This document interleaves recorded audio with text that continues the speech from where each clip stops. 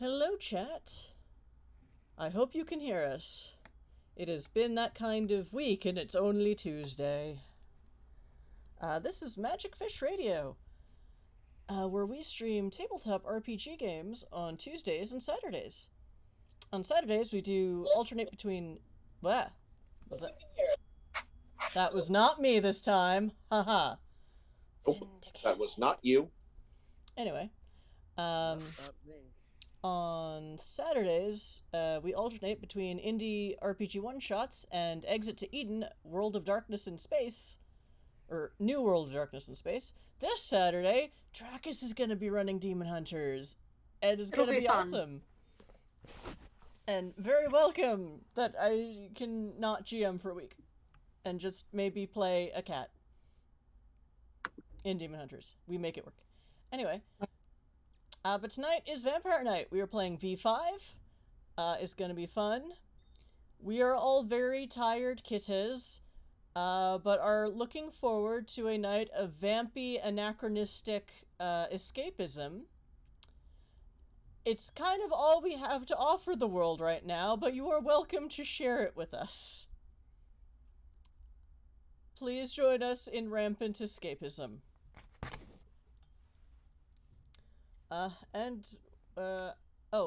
We do channel points instead of cash for buying buffs for players and the GM. So check out the channel points tab if you want to fuck with us. Any of us. Or help. Or help. But usually helping one party fucks up the other, so. That said, players, we currently have 18... Did I count that right? Yeah, 18 plus ones for our rolls in a pool. We have 6 additional willpower in a pool. And we have 3 crit conversions. GM, you have 22 plus ones. And that's plus 1 die to add to our rolls of fistfuls of d10s. Also, join our damn Discord. Because we are still looking for new players and guest GMs to join us for the Tuesday night campaigns. The short Tuesday night campaigns coming after this one.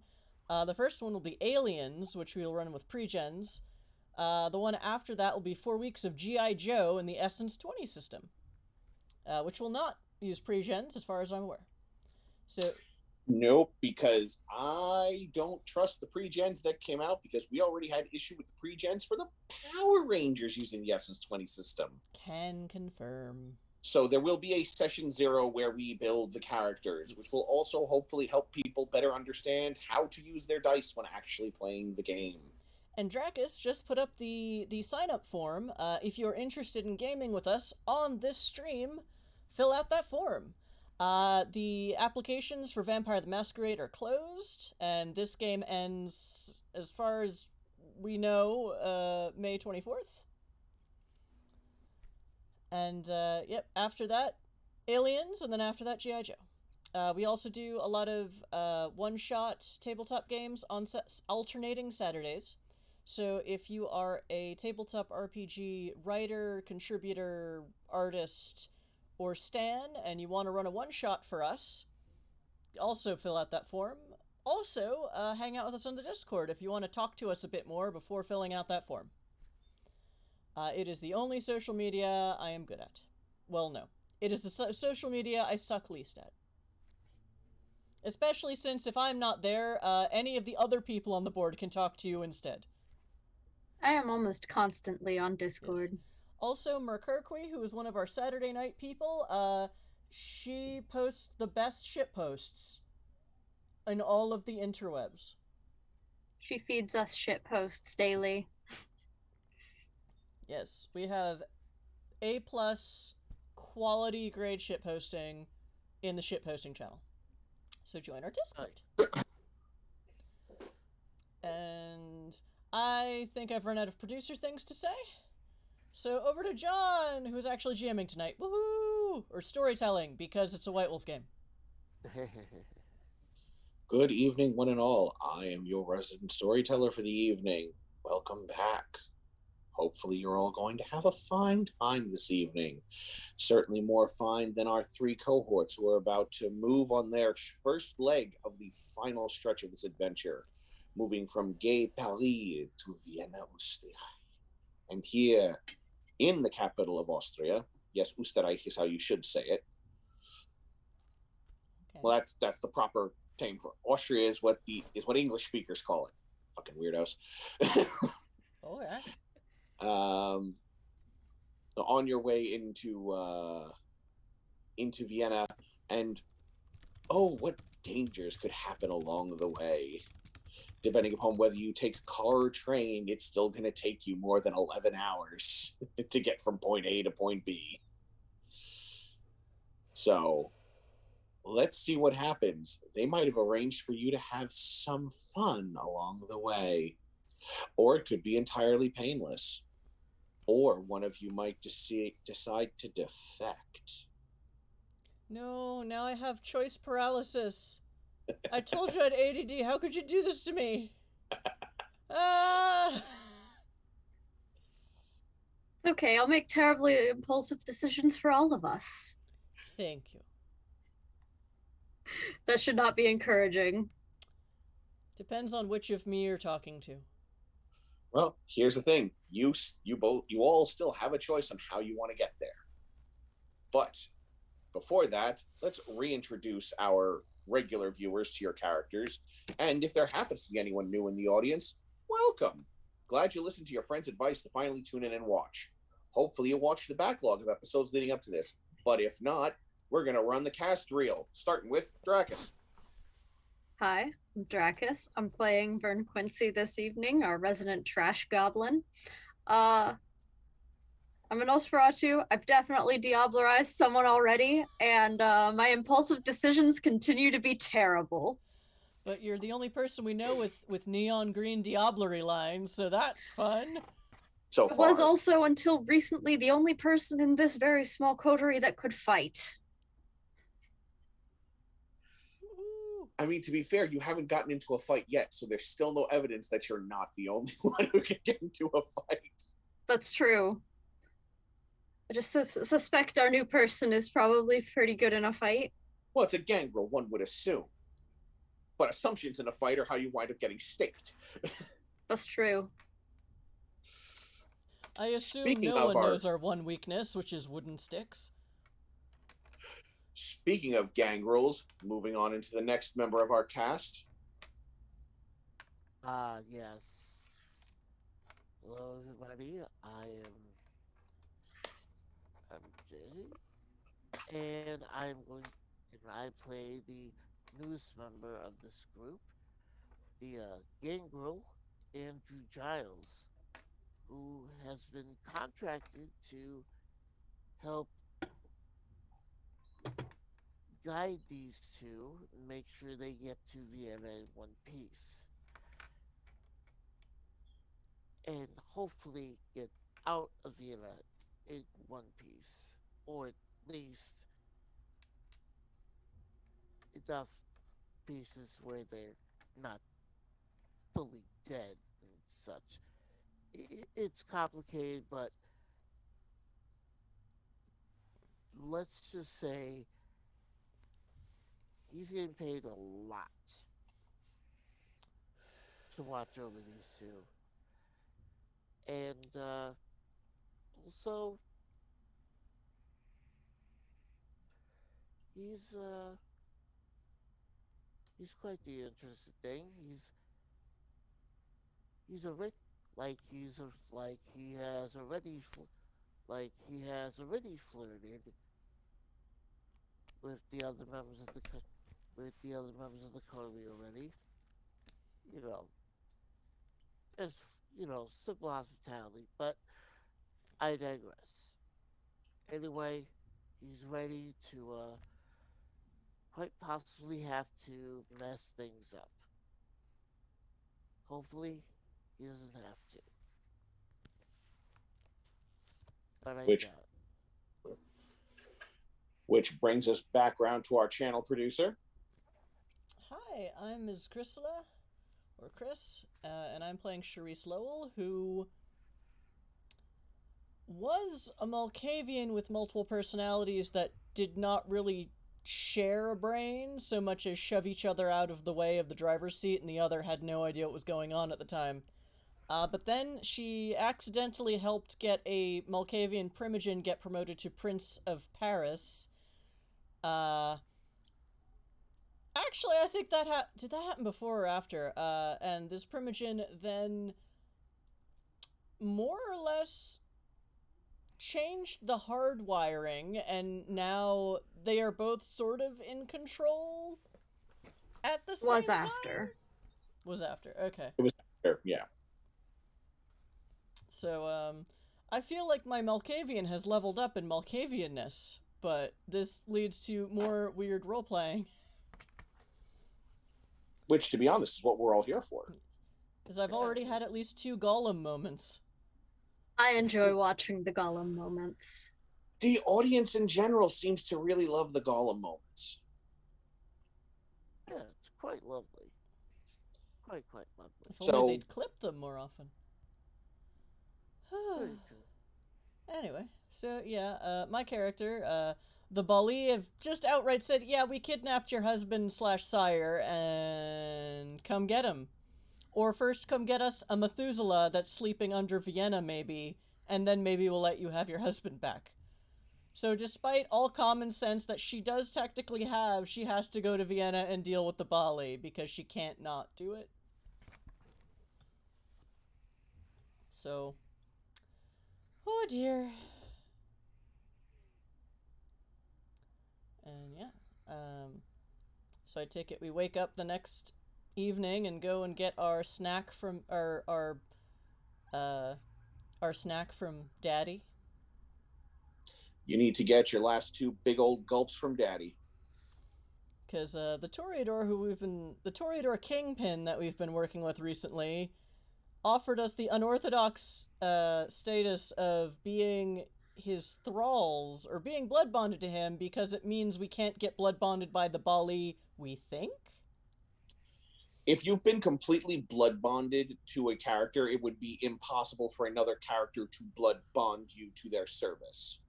Okay, a lot of things have been assumed to be impossible, and then some Bali burst into sunlight as like bombs, and then people can stop being Toreador and become like the Bali were supposed to be a myth, like the chances are more in our favor, but neither Charisse nor Riza is willing to discount anything at this point. If nothing else, it should make it far more difficult for someone to make you to do something you would not be inclined to do, because now you also have to adhere to your blood sugar daddy's will. Daddy wouldn't like it. Exactly. Daddy might have to give you a spanking if you step out of line. Ooh. Okay. Suddenly, Reese is a lot more in the mood to rebel.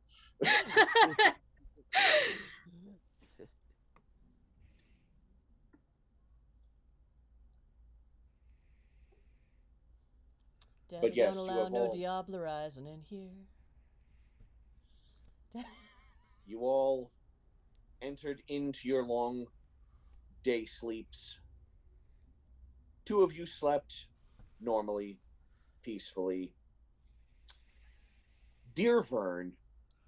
Yeah. Oh, Vern. Yeah. Almost the instant you have closed your eyes and drifted into today's sleep, you find yourself stirred by raucous laughter, the sound of glass clinking, the smell of beer sloshed on the floor. Second nature, you remember this tavern. It's one you'd spend time in your mortal days. Meeting with friends and compatriots from school, having a drink, having a lark, getting into trouble as only rich young men can, and then not getting in trouble for it because you're a rich, young, affluent white man in the 1920s. It's true. And you walk in and you see people you recognize, maybe not necessarily people you knew by name, but regulars that you remembered being there at one point or another. They all laugh and cheer and talk in that just sort of white noise that is a lively bar. But there is one thing that you do notice as you walk in, and that is the fact that all of their eyes are solid green fireballs. They appear otherwise completely human, but they are enjoying themselves thoroughly as they drink deeply. And you are just slowly guided along to the bar by the masses. They're not pushing you or shoving you, but just as the mass of people in the bar move and shift, you are carried along like a current until you find yourself seated at the bar. A rocks glass full of some whiskey or another sitting in front of you. And now you see your first unfamiliar face. This is not one of the regular bartenders, but this figure is dressed like one of the bartenders you would have seen here at any other time. His hair is black and slicked. He has a thin pencil mustache that very sort of just meh. It's like the sort of why are you even bothering dude kind of mustache. And he's just leaning over, forearm on the bar, looking at you with eyes far more human than everyone else's, though his irises are still that same bright, toxic green. So, finally heading on your way to Vienna, huh? What's up to you? Everything, dear boy, just like everything else going on. Everything has it to do. Why? Because you're going to start running into some of the stuff that's going to make you start to slip, start to tempt, and you won't even need us whispering in your ear. Well, you've done a pretty shit job of whispering in my ear thus far. I don't know. You committed murder and then diablerized somebody. That was without your influence. Oh. Is that what you tell yourself? Wasn't it? Are you sure? You know, only because you're asking. I suspect this is all part of your game that you're playing. Maybe it is. But maybe we've been whispering in your ear this whole time. Maybe we're the ones who talked you into that lonely, dark alley while you were looking for dear, sweet sister. When a certain kindred came across a poor, lost, pretty soul in need of tarnishing. You didn't. Maybe. Maybe you're just finally walking into the road we set you on. Maybe we're just finally waiting for the payoff on our investment. But why would you even care when I was mortal? Why do you even care now?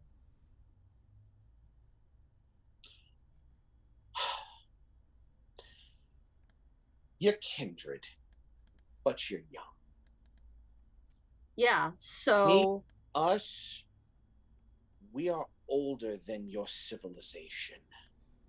We've been around a long time, born from the worm's twisted heart. So, we've got things laid out centuries down the line. We're not expecting proper payoffs for some of this stuff for 100 years, 500 years, 1,000 years. We can wait to rend the weaver's web and stomp out the wild. We can wait to turn the seas black with sludge and forest to desert.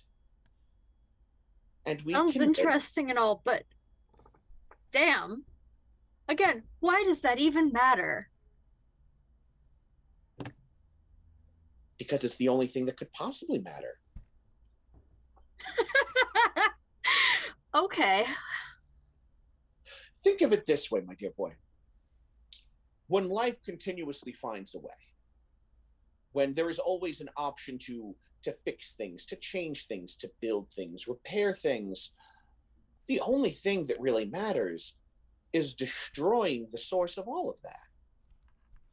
When there can be no more making, repairing, building, renewing, it's the only decision that really matters. And it really, really helps that the one responsible for creating and maintaining is the one that imprisoned our superior. So, he's a little bitter about that. I mean, that's fair. I still disagree with you, but the bitterness seems warranted. You disagree with us now. But wait till you reveled in the destruction for a little bit. We'll see. Yes, we shall. Yes, we shall. Let's see how many pretty little things you can keep your teeth out of. That just sounds like a challenge. There's so many ways to take it as a challenge. Can you resist? How many can you stack up? I look forward to finding out the answer. And I look forward to the day you finally take my hand and walk the spiral's path. Well, you're going to have to wait a little longer. Vern, I've got until the world ends. I know, you have so much patience. It's honestly completely incomprehensible to me. Wait till you've been around a couple of centuries, then you'll start to understand. It really becomes clear once you put a couple millennia under your belt. I'm sure. You'll get a taste for it after you've eaten your first Methuselah. That just sounds like a bad idea. If you do it wrong, and, without help. We'll gladly give you a hand holding that soul down while you devour it. That also sounds like a bad idea. But don't you just love it because it is? Very tempting. I look forward to seeing your decisions in Vienna. Enjoy the whiskey. Drinks on the house. Oh, thanks. Do you slug it back or do you throw it in his face or what? I'll slug it back. After you've slugged back the whiskey, you are roused from your day sleep into kindred wake. The sun has set, the moon has risen. You feel very refreshed. Slightly annoyed for some reason, but otherwise very refreshed. Oh, right, I have to go and separate myself from my new benefactor who's been treating me so well and feeding me delicious, delicious blood every evening. Right. For creatures with millennia of experience, you'd think they'd be better at seduction.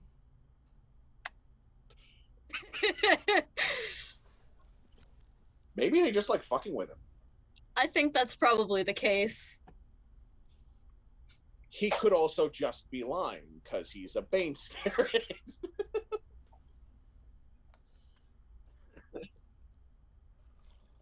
But yes, something that I have been forgetting to have you all do. You've awoken from your day sleep. All of you, please make me a rouse check to stir the beast to actually get you up and ambulatory. Is that a 1d10? Yes. Unless you have advanced your blood potency to the point where you would roll multiple die for a rouse check. Nope. I stay asleep. I assume. Nope, you wake up. No, you still wake up. You just stir the beast a little too much and you wake up with one more hunger. Okay. And everyone else? But I succeeded. You succeeded. You wake up with your normal hunger, with growing preference for particular types of blood. One might start mistaking you for an ugly Ventru soon.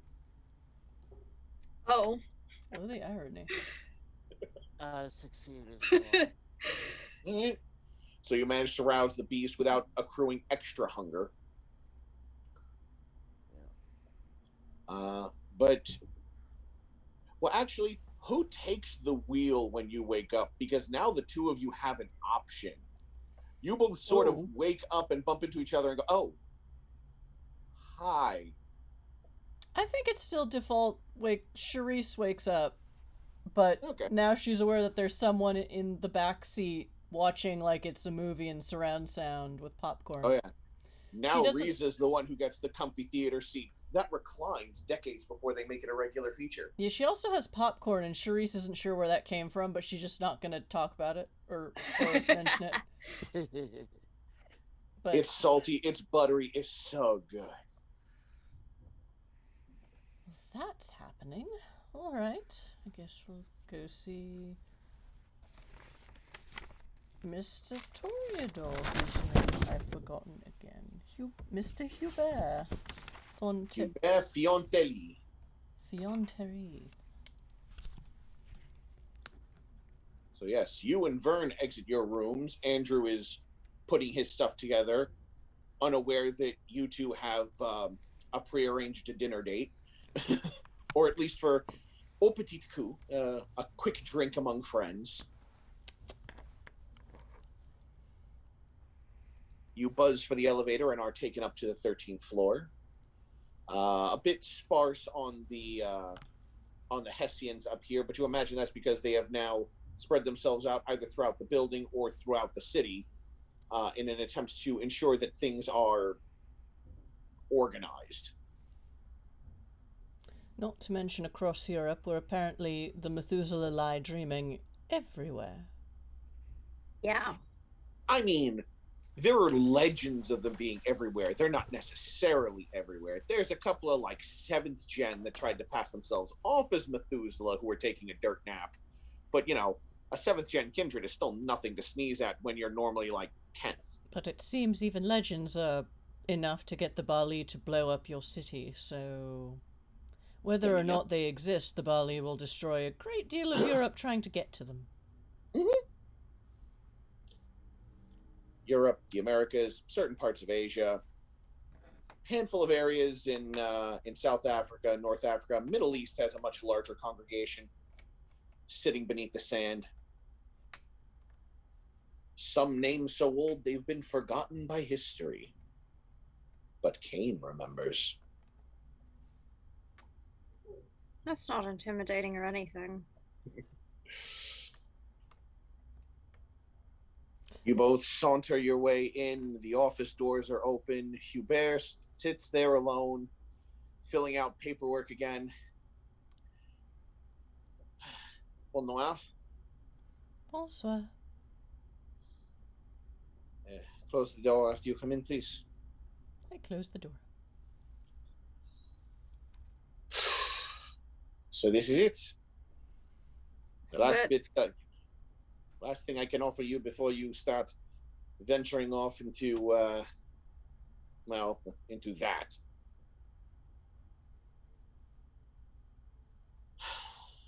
Have you decided whether you would prefer to travel in by car or by train? I thought by train it might be easier to protect against sunlight because we could just, perhaps get a private car if we can afford one and then just stay in a trunk. Or I could. I don't know what everyone else's plans are. I was hedging my bets, and he opens a drawer and pulls out an envelope, and he slides it across the desk to you all. thank you. Tickets to a train departing tonight from Gare de l'Est. You will travel in and eventually swap at the Stuttgart Central Station before continuing on to Nuremberg for your last transfer before heading into Vienna Meidling. Is this a purely mundane company, or is this somewhat like the Zeppelin company? Yes and no. The company is kind owned, but you're going to be using a private car reserved for members of the cartel. All right, so standard procedure is not to bother anyone unless they call for help or room service. I mean, to be fair, normally there would be a ghoul or two in attendance overseeing anyone coming over during the day hours to pass tickets, which is why you will have a ghoul in attendance with you. Oh, thank you. We'll do our best to make sure they're all right, considering what attention we're about to attract to ourselves. We'll just put them right back on the train and they will go right back to Paris. Damien has orders to travel with you all the way to Vienna, overseeing your tickets. There will be Hessians aboard as well. Among their numbers are ghouls as well, because, well, Hessians can't do everything during the evening. They will have the car neighboring yours, so immediate responses will be available in the event that something occurs. Well, let's get this next part done, and then your train will depart in 2 hours. All right, thank you again for this help. I only hope that you get what you're looking for and that it helps us solve this little problem just a tiny bit faster. He comes around from the desk, his cufflinks removed and his shirt sleeve rolled up. Who wants to go first? I think I've been going first just out of caution. Burn! Roll me willpower. Yeah. Remind me. Oh, I see the stat at the bottom. I am a fool. I am going to spend a player +1 or 2. Can I spend 2 on one roll? Normally no, but I'll throw you a storyteller +1 because I just have a large stockpile. Okay. I would like to, succeed on these. Yeah. So with the storyteller. Yeah. Because this is his favorite NPC. Don't eat my Cheater. favorite! It's only 3. Yeah, It's the worst I've ever done. it's Charisse, it looks like Vern's enjoying himself just a little too much. Just, his teeth are digging in. Hubert is wincing a little more than he normally is. But Vern's able to rein it back. He's like, no, don't bite the hand that feeds you. He's the constant supply. Keep it coming. Wait, there are other members of his bloodline. Are they this good? No, focus, Vern. That puts you 5 dots marked. Please roll willpower for your 6th. Okay. At this point, I would say you have definitely earned a bonus +1 just for being 5 dots marked to this man because you don't want him to die. You want to serve him. Okay.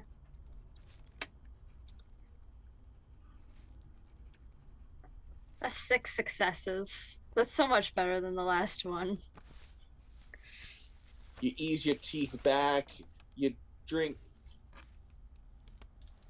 As a Nosferatu, you've never really considered drinking blood to be a sensual act before, but as this finally clicks, the 6th blood mark on you, it's like, I want to serve this man for the rest of eternity. I don't know if I'm going to feel this way in about 6 months, but right now I want to pledge fealty to him and serve right at his right hand, just one step behind, ready to lash out when he commands me to. I want to see that man smile all the time.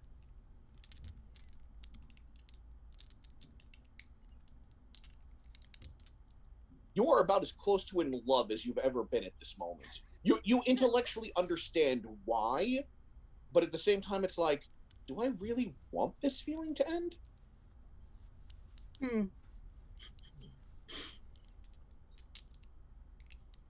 As Vern takes his euphoric step back, Charisse. He offers you the other wrist after he finishes wiping down Vern's saliva.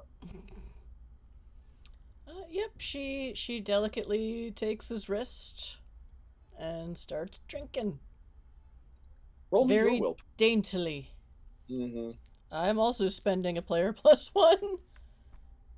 Take a storyteller +1 to boot. Okay.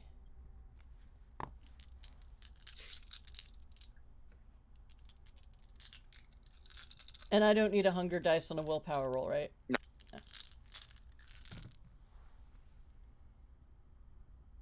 And that is 4 successes. You're able to resist going to town on his wrist and joining the Diablerie Club. No, that would be rude. Reese is like, I mean, if you kill him, we can't keep doing this. But maybe if Mortimer doesn't make it, we have some place to go after. And Charisse is just like, what? What? Charisse is like, we aren't even considering that outcome. But Well, Charisse still you're does like not. Hubert. Yeah, but Charisse Yeah. does like Hubert a great deal. He's a very good man, been very nice. He's gone above and beyond what someone would do for someone outside their clan, outside their city, outside their bloodline. Well, I mean, also the Bali are an apocalyptic problem, so... But he still didn't need to do this, and he Yeah, has. indeed. He wants us And to win.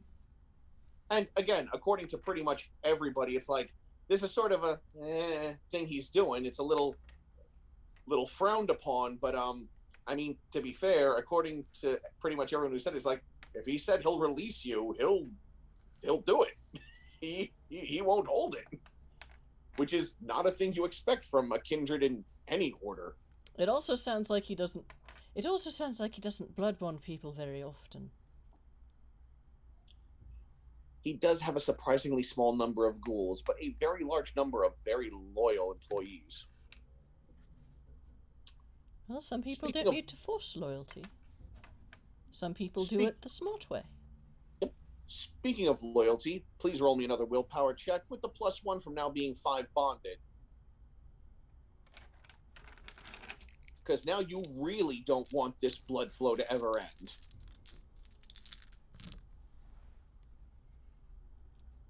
And this is how they both became addicts. 2 10s and a 7. So that's 5 successes. Yep. You're able to pull away, even as there's a part of you that kind of wants to go, I want to stay nuzzled here. It's like, I think that might be Riza. But yes, that part of my mind is in the back seat. Doesn't mean she can't voice her opinion. Because now you can hear her opinion. Yes, you are now both 6 points bonded to this kindred. And as he, again, takes a lean back against his desk, very pale, after having bled out quite a bit. And now for the last step. Your standing orders.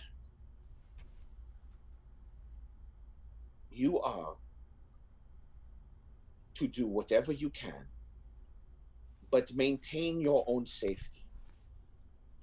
If things are going awry, if your lives are truly in danger, your priority is to flee Vienna. It is to find a safe space to escape. That is your priority. Your lives are more important, so as not to be lost in some reckless crusade. Yes, sir. Hold those orders in your mind, and it should prevent you from being guided by Dominate into doing things that would be more harmful to you.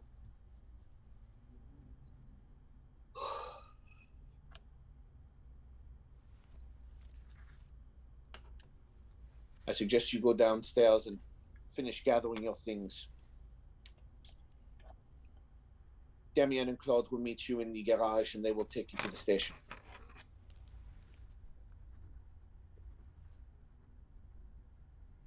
He turns and heads back to his desk, and as the two of you are about to leave, he goes, it doesn't matter if you come back to Paris. What matters is that you get away safe. Because as I said, I will not reinforce this blood bond until 6 months have passed and it's out of your systems, and then you decide if for whatever reason you wish to stay by my side and be bonded. Okay. Yes, sir. Thank you. Understood. And yes, thank you again for this help. I only hope it offers something. Well, let's go. Let's go save Vienna. Something like that. And so, you all head on your merry, merry way.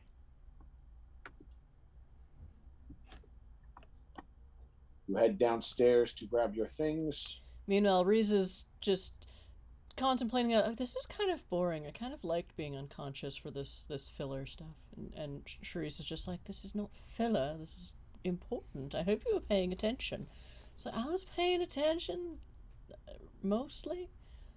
It's fine. I mean, his hands are soft and strong. It's a little distracting. Plus, he tastes so good. Okay, no, shush. How much of this little discussion am I able to perceive from the outside? I'm just curious. I think that depends on whether or not Charisse is actually saying this out loud. Oh, she's not. Yeah. But Charisse can, like, you might see, like, the facial tics. And Charisse is generally a bit more... Well, I mean, Charisse has had a disembodied voice in her head for a while. It was just that it was someone else, not her. So Charisse is a bit more schooled at pretending she's not having an internal dialogue with something you can't see. It's Riza who is just like, yeah, I don't care. So here's the question. Would Charisse be actively trying to hide it? Yes. Okay. Do I need to roll for that? Roll me a... What would this be? This would be composure... composure subterfuge. And Vern, you would oppose this with a wits insight. Oh, I'm actually pretty good at that. 2 successes.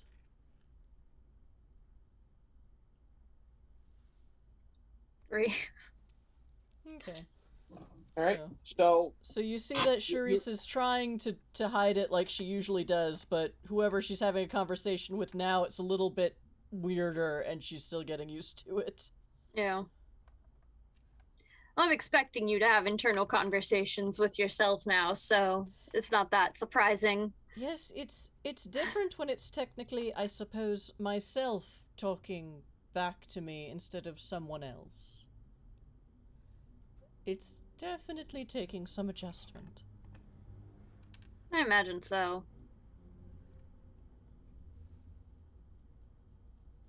Yes, the elevator comes down 1 floor. You continue to have this conversation as you step out.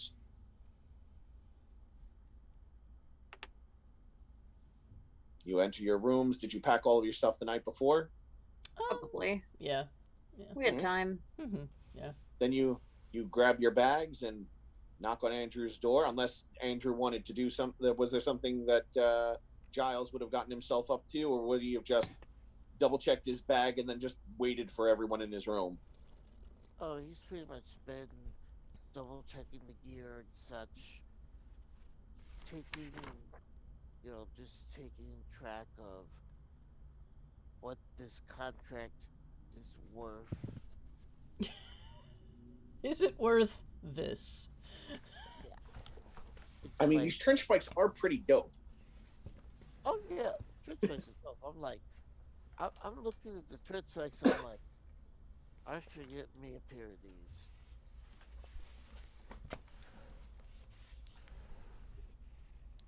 Could probably make that a sub clause and a major boon. Yeah.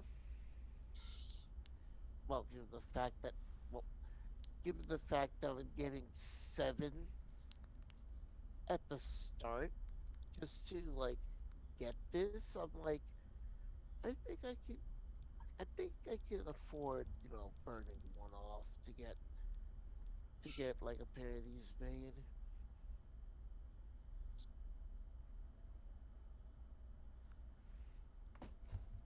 But yeah, pretty much finishing packing, and then just gonna go out and wait for the others. Just like meet up with the other 2. So the 3 of you meet up in the hallway. Evening. Evening. Good evening. Is the driver around with our new ghoul friend? When you guys head down to the garage, yes, they are. All right, so we you see the familiar shiny car, the very, very expensive, very nice car that took you all around before that whole thing at Thoreau's place. Yes, so we're taking the train in, I guess, a little over an hour now, and we're going to have a car full of Hessians next to ours, and also a Gould assistant, so that we can sleep on the train, hopefully in safety. And it's not a Kindred-owned train company, but they work with the cartel quite a bit, so they know it's apparently the cartel's own private car. So we should not be bothered unless we go looking for trouble. Which I am not planning to look for. I'm not planning to. I'm just kidding. I'm going to try really hard not to cause trouble. No, I think you know what... I promise. I think you know what my internal dialogue is right now, Vern. I'm sure you can guess. Maybe a little. So, I would say this, Giles. You've done obvious. You've done enough business with the Hessians and Hubert off and on over this time to know that what's probably happened, because, you know, there's a lot of unpleasant waste that comes out of train depots that, you know, kind of really annoys gangrels and, you know, the werewolves that live right over there. To know that there are cars, like actual train cars that are actually attached to the trains when the cartel informs ahead of time that a train departing at this time has tickets bought for it that they will need.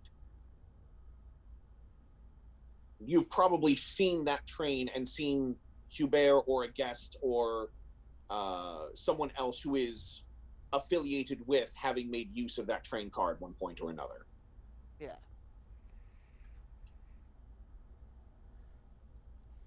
So the three of you get in all nice and cozy, your suitcases all loaded in the boot, and off you all head.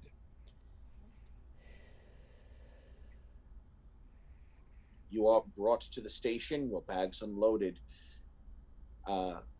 Damien makes a point in asking for the tickets because he has to present them accordingly. I hand them over. Thank you, monsieur, for your help. Not a problem. Damien, in addition to being a very effeminately faced man, also has a slightly higher voice. Like, not a voice that feels inappropriate to the face, but just higher than you would expect to be coming out of a man in maybe his early 20s. Clean shaven, very pretty. He's bishy.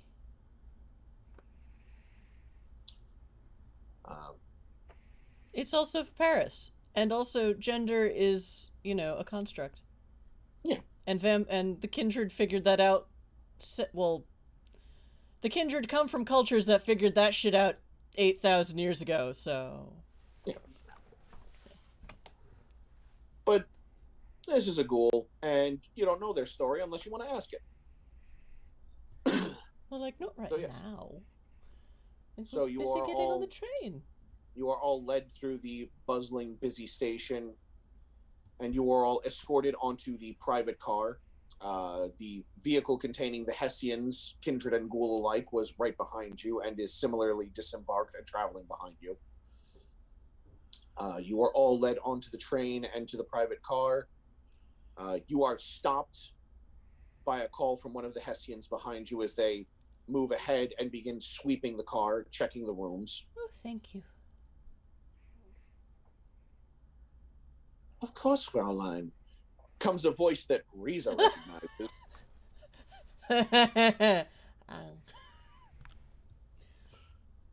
Riza, like, trying to push Therese aside. Let me drive. Let me drive. Not yet. She wants to see what happens first. And you get a flirty smirk from a familiar Valkyrie among the Hessians, who then proceeds to take point ahead of you all, the 2 Hessian ghouls taking up the rear, while the 2 remaining kindred Hessians sweep the 2 rooms. Meanwhile, internally, Sharice is just, I can't believe I did that. I did that. That happened. I don't know what to think about this anymore. Poor Charisse. He's just like, you can go back into your quiet little closet and let me take over. You don't have to think about it anymore. No, I'd like to... No, that's not what Reese is saying. Reese still thinks this is more fun than it was to watch from the back seat.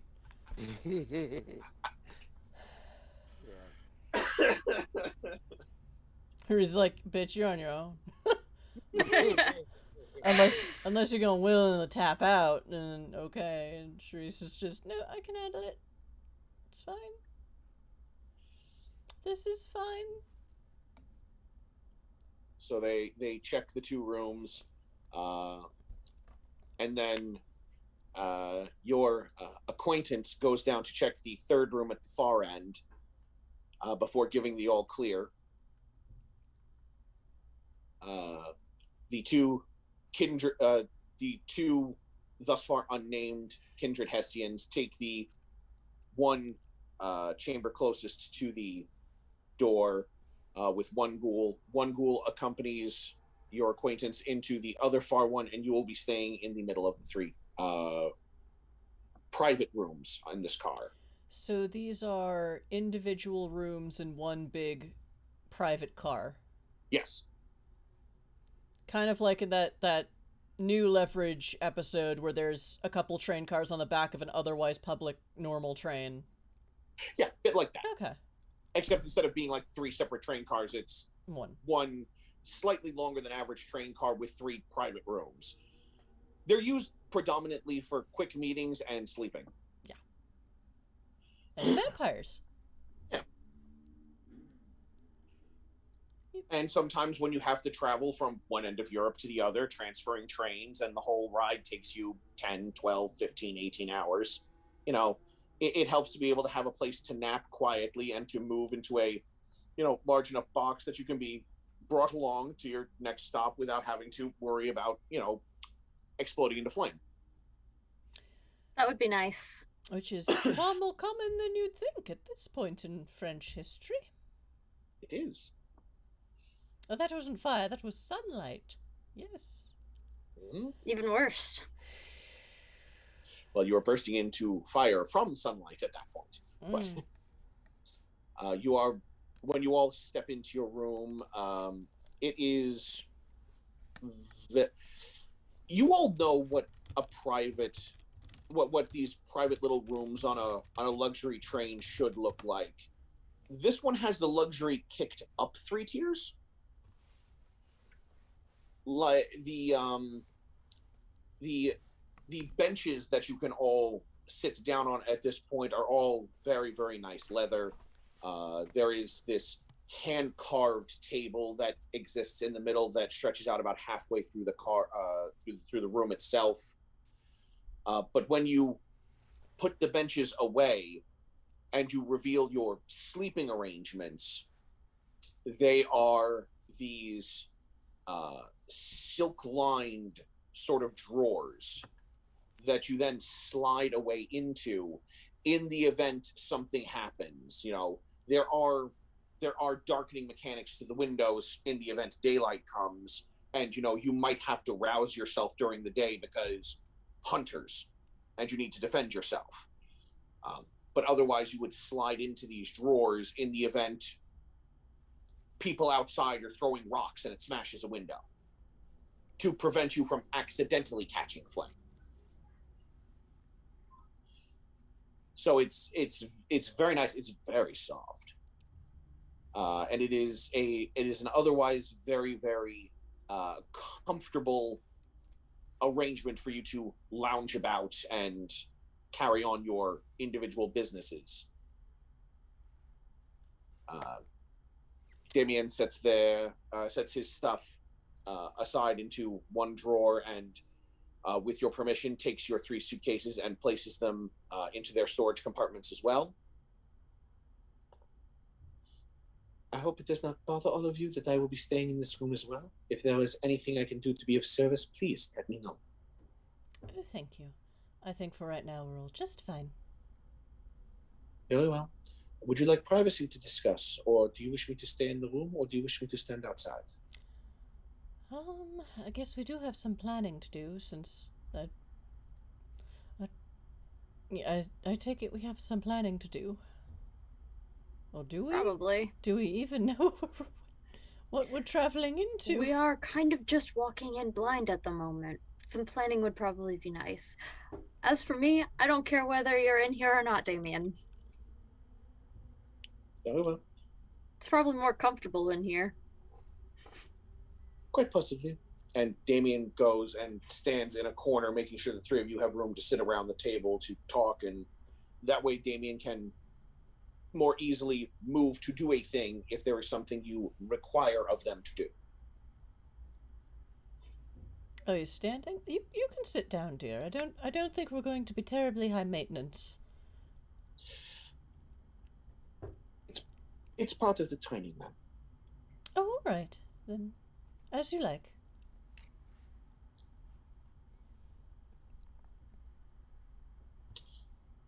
So yes, at this point, you are looking at a good 3.5 to 4 hours, assuming there are no issues, as you take this first leg of your journey.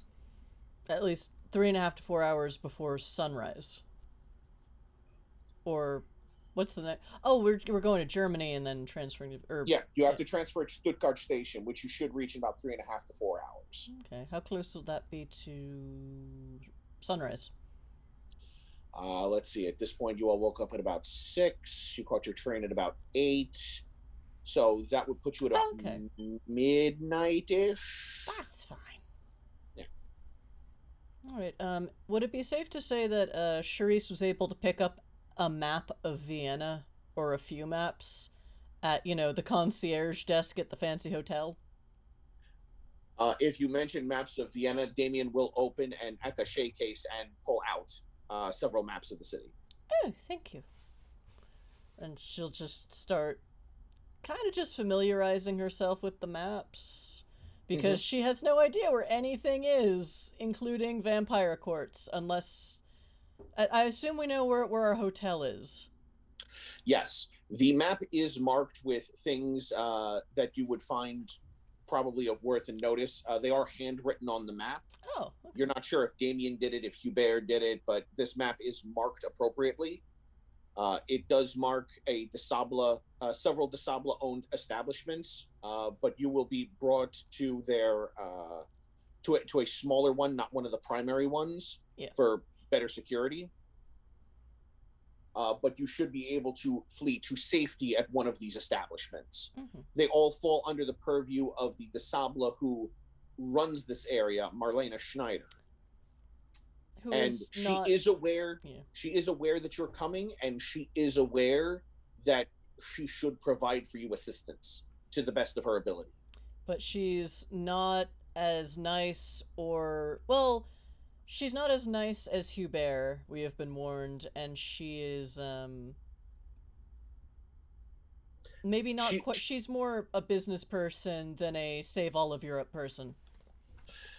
She's more of a high clan for high clans sort of kindred. Yeah. I cater to the high clans. Low clans have their purpose. Their purpose is not staying in my havens. Yeah, we're only staying there because Daddy said we are. Yeah, pretty much. He also marks several major areas you should know. Obviously, he doesn't list every haven for every kindred because he doesn't know. Yeah. But he does point out several strongholds for the Tremere. He points out several well-known strongholds for the Chemise. Like, this is the Primogen's Haven. You can't avoid knowing where that is. Like, you don't necessarily know where, like... Really? Like, a Tremere Chantry I get, because it's the Tremere Chantry of Vienna. Like, they probably still talk like it's a secret, but it's not. Yeah. But, like, individual havens, that's... The Chemise Primogen's Haven, you can't miss, because if you hunt in the Shemise Primogen's territory without their permission, you're spattered on the wall. Oh, yes.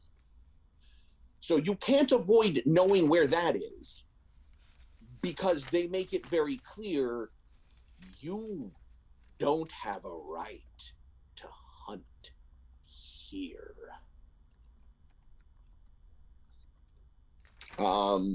Notes where a lot of Ventru and Toreador typically hang out, or at least did the last time he was in Vienna. To be fair, that was prior to the Great War, but they're kindred.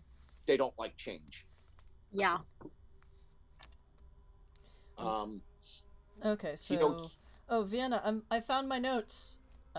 Because before we left Boston, Charisse did research on, so what the fuck's going on in Europe? Or what the heck is going on in Europe? So, assuming Vienna hasn't been exploded yet, the prince is a Nosferatu? The previous prince had been a Tremere. They were overthrown by a Nosferatu, which really pissed the Tremere off. Problems with the Tremere and the Shemise house. Yeah.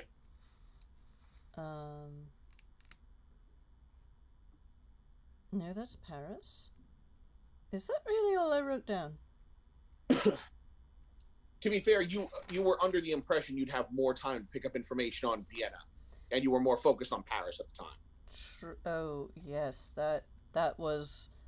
That is true. Tomorrow Charisse's problem. Whoops. Well, we can always ask Damien. And tomorrow Charisse is sitting here going, God damn you yesterday, Charisse. Riza, were you the one who didn't take notes? I'm everyday's Riza.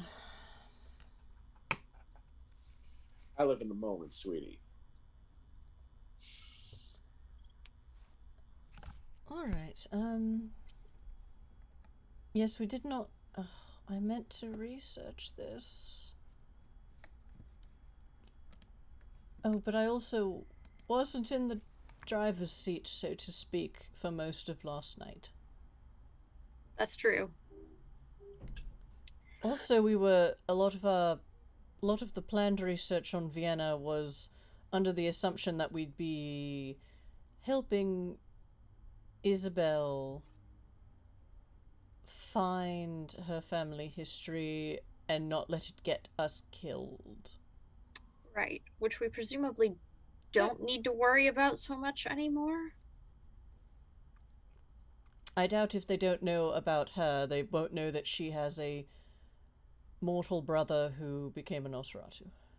Yeah, that I can't imagine they care about that tie unless they, like, specifically went looking for it. And I mean, I can't count on it, but I bet they don't know. And I can't ask Mortimer, because he's not here. Yeah. That is So that's your priority. I need to find Watts. Well, Watts is a Nosferatu, and so is the prince. I dare say that your clan has a great deal of control and ears to the ground, so to speak, in Vienna. Probably, and... Well, I mean, like any other city, but in Vienna, they get to do it openly. Yeah. And GM, correct me if I'm wrong, but didn't the prince call Watts to Vienna in the first place? That's the story I heard. Quite a while back, but yes. Yeah. Alright, so... Well, if the prince asked for him by name and summoned him forth from Boston, then I imagine the prince probably has some idea of where he is. Problem lies in Prince being concerned about my intent. Another problem. The Prince of Paris was an imposter. An imposter. That also just occurred to me. And Watts, from what you've been led to believe, might already have connections with these very obnoxious people that we are trying to deal with. So it might not have... They seem to want him dead even more than I do. I mean, they do like their games. But it seems like they have so many games going at the same time that one hand doesn't know what the other is doing. Yeah. So, Anything I should be aware of? oh, Probably. Well, considering I just joined up, I figured, make it a little well, as to what's going on, how you got here, know where you're from, what was what we're gonna be doing. No. well, we met in Boston, which I believe Vern is from there, but I was, well, I was intending to settle there, but depending on what happens here, I might just have been passing through. Whoops. Boston. Well, the long story short, we are both going to Vienna to look for our sires for different reasons, but And in different, physical states. yeah. My sire is presumably still doing the kindred equivalent of breathing. We don't know where Mortimer is, physically speaking, or mentally speaking, and those are two different things, correct? They certainly can be. I did have a very strange dream about an operating theatre, but I don't know if that was the metaphor of the mind or if that's actually what I should be looking for. I do that just know sounds like more of their games. Yes, that too. I do know Mortimer is not a Methuselah. Because then That's good information. I would be very different in a lot of ways if he had been. However, there are rumors of a Methuselah sleeping under Vienna, just like there were rumors of 2 sleeping in Boston and apparently 1 in Paris. Whether or not this is true, it seems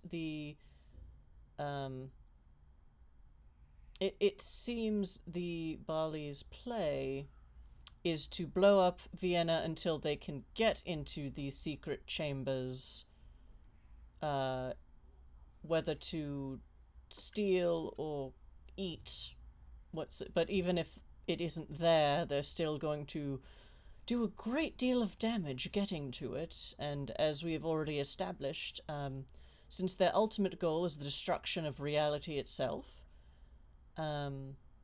destruction of the planet, but they have at least one Malkavian, ex-Malkavian in their ranks, so destroying reality is probably on the table. So, yes, they can't be reasoned with or bartered with, and they will just destroy whatever they like, without any fear of repercussion or anything. And then they will start monologuing about it, probably right before or right after. And then we will. You're really stuck on that monologuing thing, aren't you? It's just if another Malkavian started behaving that way, we would have to perhaps remove them to a more private location for a conversation, and perhaps a long nap if they could not be brought back to some productive form. Yeah. Yeah. Because someone like that would have gotten the rest of us killed very quickly. Yeah. As no offense to everyone, no offense to anyone in this room, but I'm of a clan where many other kindred are of a mind of, it only takes one mistake and then I get to hunt them all down. So... Yeah. The whole... Yeah. No high clans in this car. Yeah, the whole monologuing thing is just... passe. And they're just so tedious. Just... In how many thousands of years and they haven't learned brevity? It's pretty much the attitude they have. They're thinking, oh, we're so good, we're better than you and such. It's like... I mean, we could perhaps bet on their overconfidence, but when they're willing to actually blow themselves up to hurt others, I don't know that that's a safe gamble. Wait. They actually blow themselves up. Oh yes, at It was the the Thin Bloods, but yeah. yes, they actually burst into sunlight and blew themselves up. Andrew, That's make yeah. me an intelligence occult check. Okay.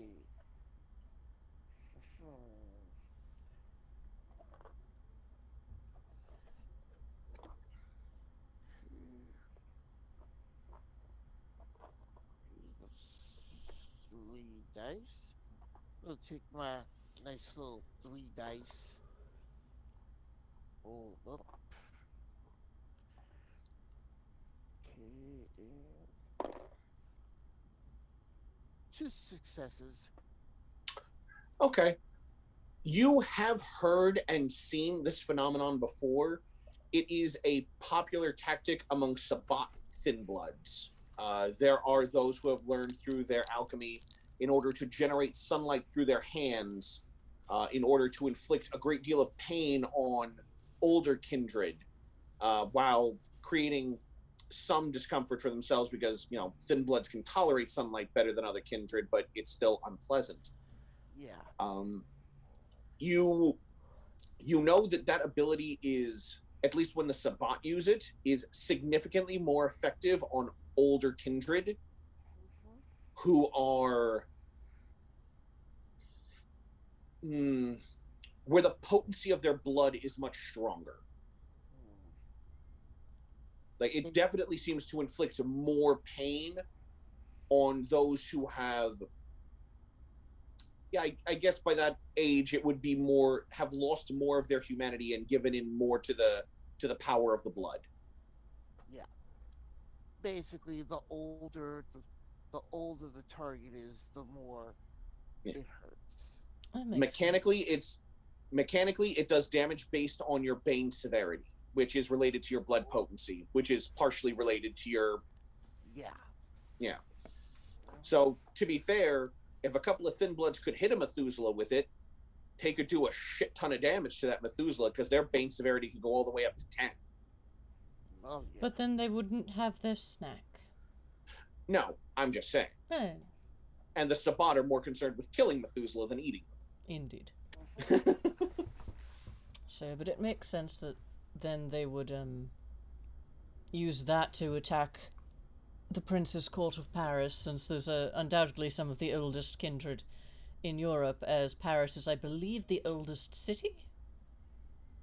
Well, not counting Rome, but the oldest modern city, I believe. Possibly. I believe there's a lot of debate on that. But for oldest modern city, I think London might be giving it a run for its money, but Rome, Athens, Sparta, they all certainly predate by... Well, Paris also depends on what you mean by Europe. Yeah. Depending on who's doing the research and what they consider Europe to be. Mm-hmm.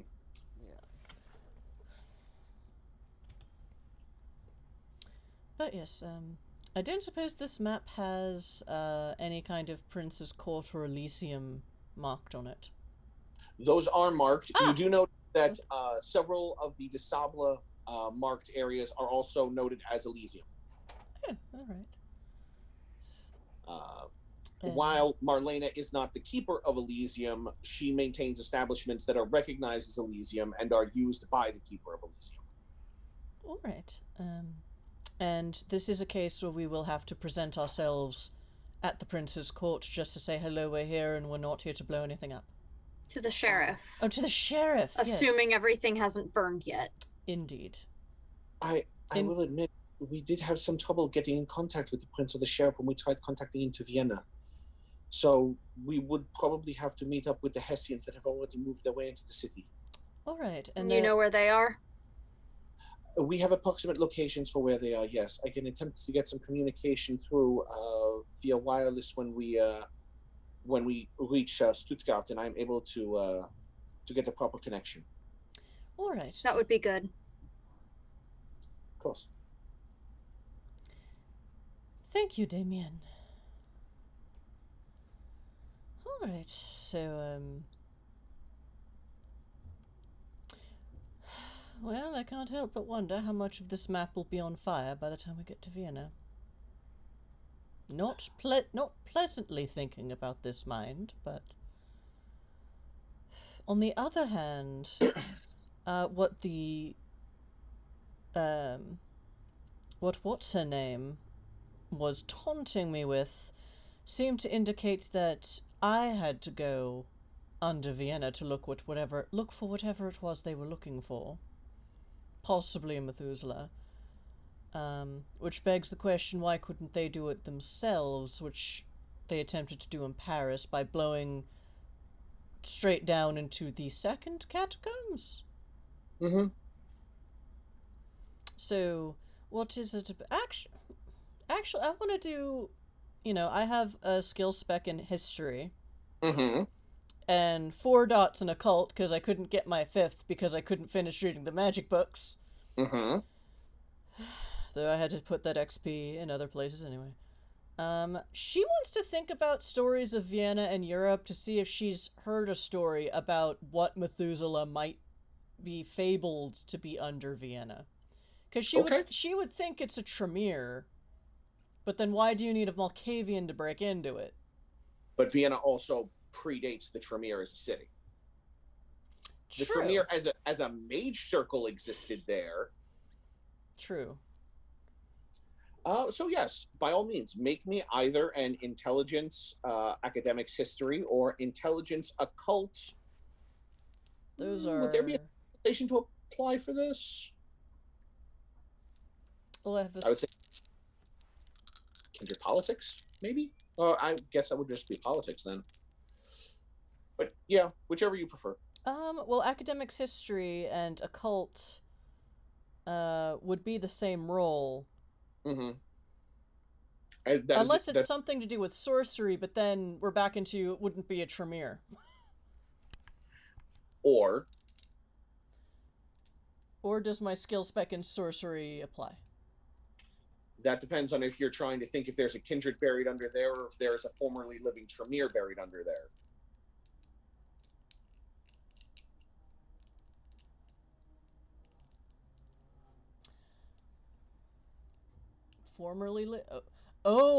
Then I'm gonna use that sorcery, and that's a better roll.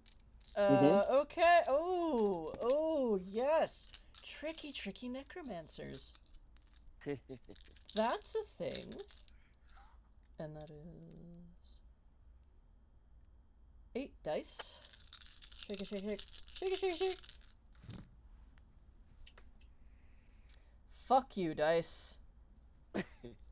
That is 3 successes. Okay. And a 1 on my hunger dice. Okay. So I'm back up to hunger 2? No, you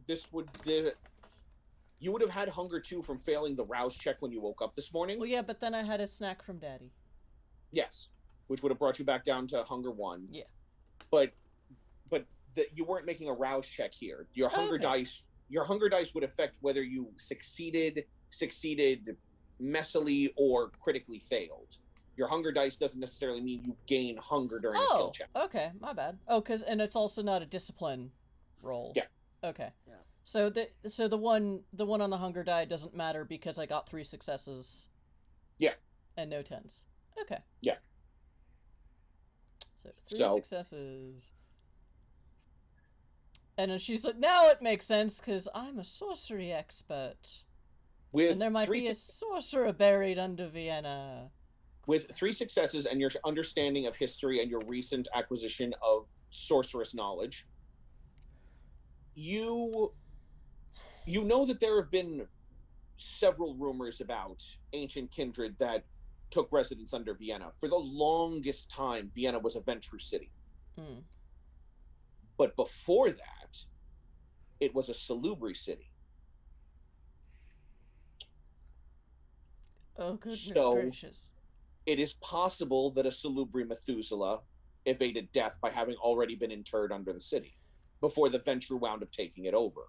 So here's where it gets into Chris has trouble metagaming. Or Chris has trouble not metagaming. That whole thing about the Tremere Antediluvian, we don't know anything about that, right? They would have kept that a secret in the actual game from the Malkavians, so we don't know that there might be a tomb containing Tremere himself, who's actually someone else and doesn't realize it yet because he fucked up his Diablerie check. There is... We wouldn't know that. You wouldn't know. There's That was incredibly rumors. complicated. It's a very complicated story. It is. This lore, It is. vampire lore is really fucking complicated because it's been going on for like 30 years now. Yeah. And when they first wrote it 30 years ago, it was already pretty fucking complicated because the lore was supposed to be like 20,000 years old. Although not in the case of the Tremere. The Tremere are 500 years old, but they're also very extra, so theirs is still very complicated. Yes. If anyone loves being a drama queen more than a Toreador, it's a Tremere. So, yes, you know that there is belief that there is a Ventru Methuselah that is taken, because obviously different clans claim different things and different rumors. There is, of course, the question that there is a Tremere Methuselah or possibly Antediluvian buried under the city. However, based on your sorcery knowledge and your bit of reading and understanding there, you know that the Tremere, before they became kindred, were based in Vienna. And there's a possibility that there is a Tremere crypt of formerly living mages somewhere in the city. And they might need a kindred with a bit more occult to get into that. Possibly. There's a lot of stories concerning Vienna and what could or maybe or is or isn't buried underneath it. But suffice to say, everything your little brain has just come up with on that check, some you think are worse than others. And the fact that you think that some of those are worse than others makes you go, am I completely not seeing how much worse the other things could be? And bear in mind, your internal monologue is all there for Riza. She's seeing you look here, and she's just hearing the voiceover going off. Now, the legend says the Tremere is... So she's just like, fuck, I didn't know there was this much backstory. I actually have a question about Riza and Charisse. Have they noticed yet the discrepancy in their dream with the medical theater? Neither one's brought it up to the other yet. Okay. Discrepancy? The fact that she was having a conversation with each of you independently. Yeah. Oh, okay. They haven't talked about it yet. Yeah. I didn't know if maybe... Or rather, this is the first Charisse has mentioned it with Riza watching. I am trying to remember how Riza's was different. Charisse was just told, come do the thing and I'll give you your sire back. And Riza was told, basically, you're the pawn we want to be playing with. Charisse is just there, I guess. If I recall correctly. Charisse is useful, you're fun. Oh, that's right. Yeah, so Riza got a little bit more information, I think, than Charisse did. Charisse, they wouldn't mind as a tool. Riza, they want to welcome into the sisterhood.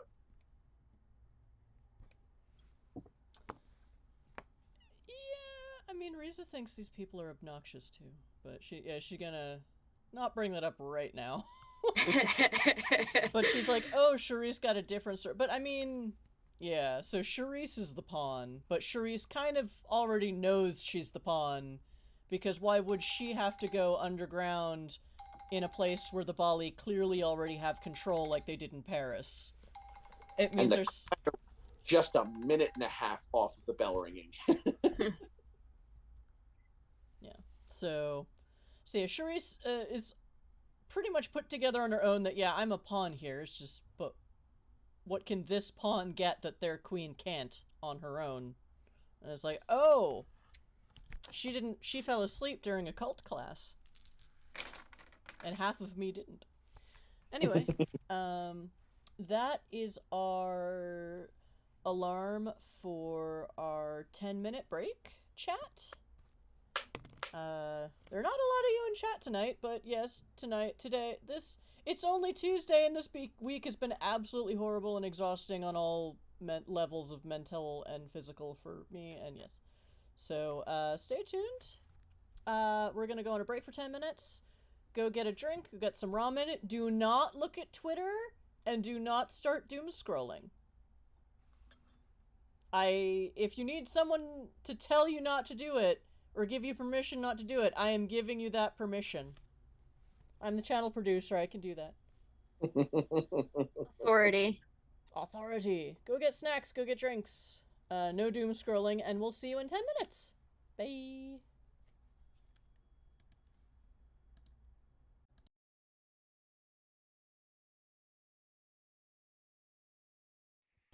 Hello, chat. We're back.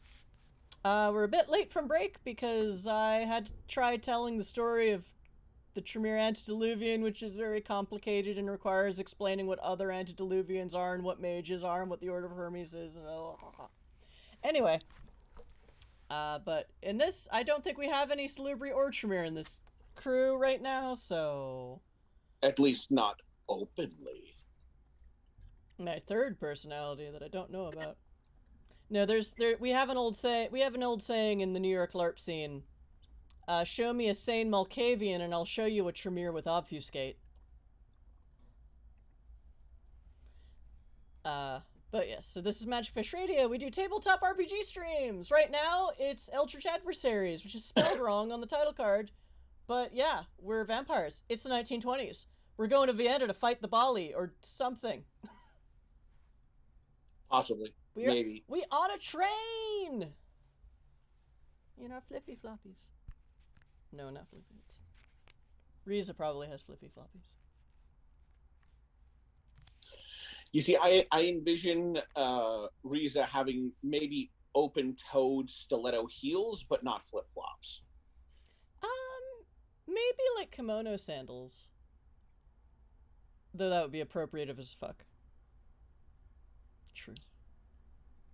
But it's also the 1920s, and those fake kimonos have started showing up in Western culture. They're also, really does Riza care about appropriation? I know Charisse cares, but does Riza care? Yeah, probably not so much. They are shoes. They are shoes. Anyway, we were on a train discussing, yeah. All the things that could be living under the city or dead under the city that they might want to take a pawn kindred with a greater understanding of arcane rights to go down and get. I wonder if there's something they want with dead magi, or if they have something shiny and magical down there that they want. Now I get why they want you to go down there for them. They don't want to losing any of their group in case there are booby traps. True. Which there most likely will be. Well, they were so busy learning how to blow things up that they didn't bother studying the occult. While you were studying chemistry and incendiary devices, I was studying the occult. I am now lost in the occult. Join our Discord to find out how funny that is.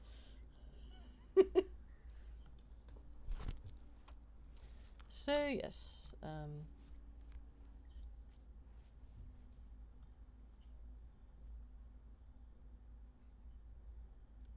I mean, that's the only reason I can think of that they'd send an outsider in to do this. Also, I guess this means it's something they can't just explode their way into. That's true. So there might be some sort of magical barriers up to protect against mindless destruction. I do wonder, it makes sense that they need someone with your expertise, but why are they messing with me? Um, well, well, you've eaten one of them, That's true. so But they were messing with me even before that. maybe it has something to do with Watts and your bloodline? They do have something they want from him, so perhaps. Perhaps Can we they... assume they're expecting our new friend Giles here, or Giles, have you do we have received... an ace up our sleeve? Have you received any disturbing messages? Or letters? Not as yet, but my guess is at some point they'll try to target me.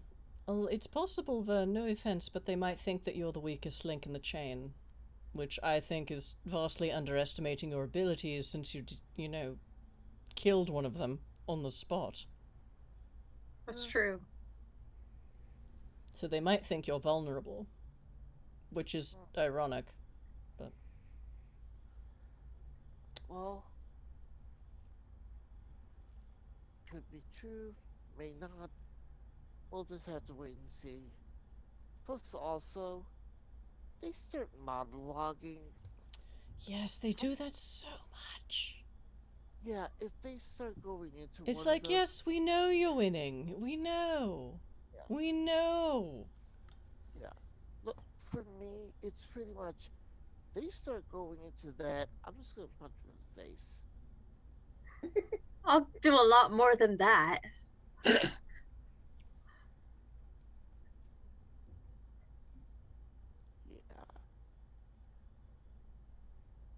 Yeah, I don't prefer eating. That's like not cool. Now that Speak for yourself, I suppose. I wonder if this would be under the Tremere Chantry. Ugh. But then in that case, the Tremere themselves will be watching it. I don't know. I'm just thinking about my impending treasure hunt. Ah. My proposed treasure hunt. I also have very little faith that they're going to uphold their side of the bargain. Oh, that's probably a given. So I don't really know how to play that. Or Unless maybe it's to get something before they can and use it against them, but I have no idea what it is, and generally, mage things are best used by mages and magi and not kindred. here's an interesting thought. Maybe the reason they need you guys to go get this thing for them is where it's located, they technically can't go. You said that they're all like infernal and such like that. What if the place is protected by something they that would physically just hurt them so severely that they can't cross it to? I mean, theoretically, I've heard of things like that, but I mean, these are creatures who have no problem blowing themselves up to destroy building. Their physical safety is not something they regard highly. Although, if it just stopped them from getting in entirely, then yes, it could be that some kind of magical barrier. Yeah. Plus, you said that they wanted to. Plus, you said that they wanted them intact. That's probably the other reason why they're not sending anyone else. Because they know if they sent one of their own in there, they'd be too tempted to quite possibly snack it on themselves or just blow everything up and completely screw up the plan. Hmm. But it's still...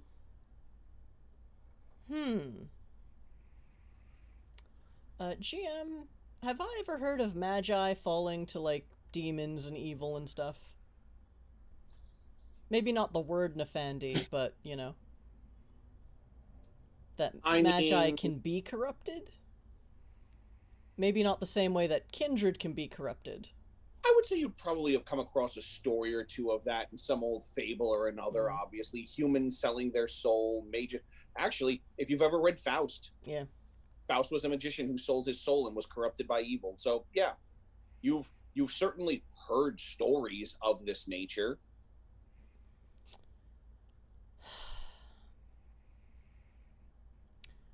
There are myths and legends of temples and consecrated grounds and such across all of world mythology, as far as I know. I mean, you all know how much consecrated ground true faith can hurt. Yes. Well, you know, no. Walking past the church with true faith believers causes you an incredible amount of discomfort or pain. But that's not where I'm going with this. There's lore and legends all over the world about this temple was placed here and consecrated because there's a big evil thing underneath it, and it stops the evil from getting out. What if this is something they can use because it's whatever demonic evil something like they are, and that the crypt is actually protecting it? Or if it is even a crypt. Because that's the question. If I can't use mage tools, they can't.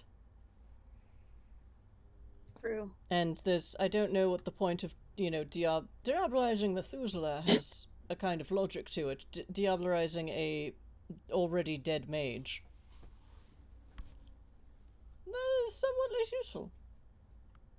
I mean, I've heard of some kindred having the ability to animate the dead, but they're not really, like, people. Or even kindred.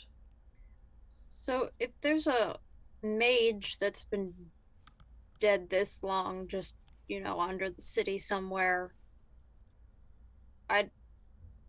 is that even gonna offer a benefit? Like, isn't that just that would be my questions, which is why a corpse at this point? Which is why I'm thinking, unless that mage has somehow, achieved the great work in the Philosopher's Stone and is immortal and imprisoned and going to help them, I would assume it's some sort of inanimate object that's magical.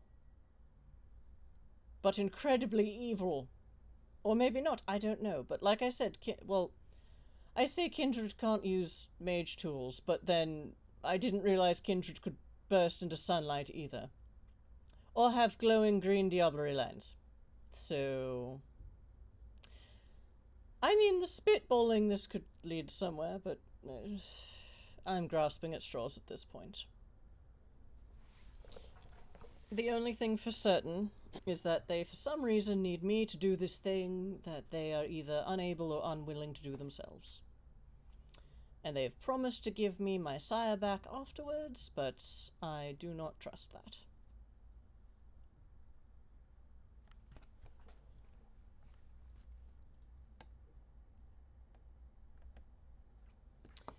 But then Monsieur Fionterie commanded us to not put ourselves in harm's way, so that's going to be interesting. Monsieur Fionterie cares very deeply for many people. Yes, I do get that impression. He's a very fine man. He helped us more than he needed to, and we appreciate it greatly. He did the same for me. Oh, that's good. Yeah. Did quite a lot to make sure you guys don't end up dying in Vienna. So if there's the first sign of any major trouble and we have to get out of there, I will not hesitate to grab us and run. Pretty much. Alright.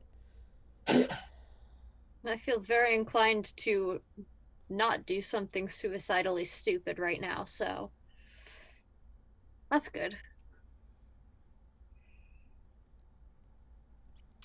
So I'm a pawn walking into a trap, but at least I know it's one this time. And we are strongly encouraged to run.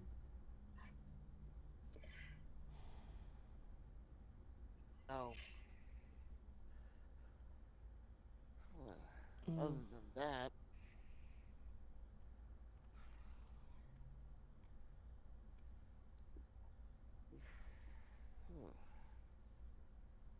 honestly, just waiting around is going to be interesting. I wouldn't be surprised if we're going to have some, if we're going to be able to get some free time at all on the journey over. Hmm. This might be our last chance of respite for a bit, because either we get to Vienna and everything's fine and we have to present ourselves to the sheriff and then go on a treasure hunt, or the city will already be in flames, and I suspect the Bali will have if not instructions for us, then perhaps be pointing the way towards a rather intense treasure hunt. Oh, great. Treasure hunt is one way of putting it. Tomb raiding. Quite possibly literally. I don't know if I'm more or less dismayed that it might not be a Methuselah. At least if it is, we can kind of guess what they want with it. True. If it's not, that's a whole different game that I'm not sure we know the rules to. I'm not sure we know the rules to their game to begin with, but... Well, if it's...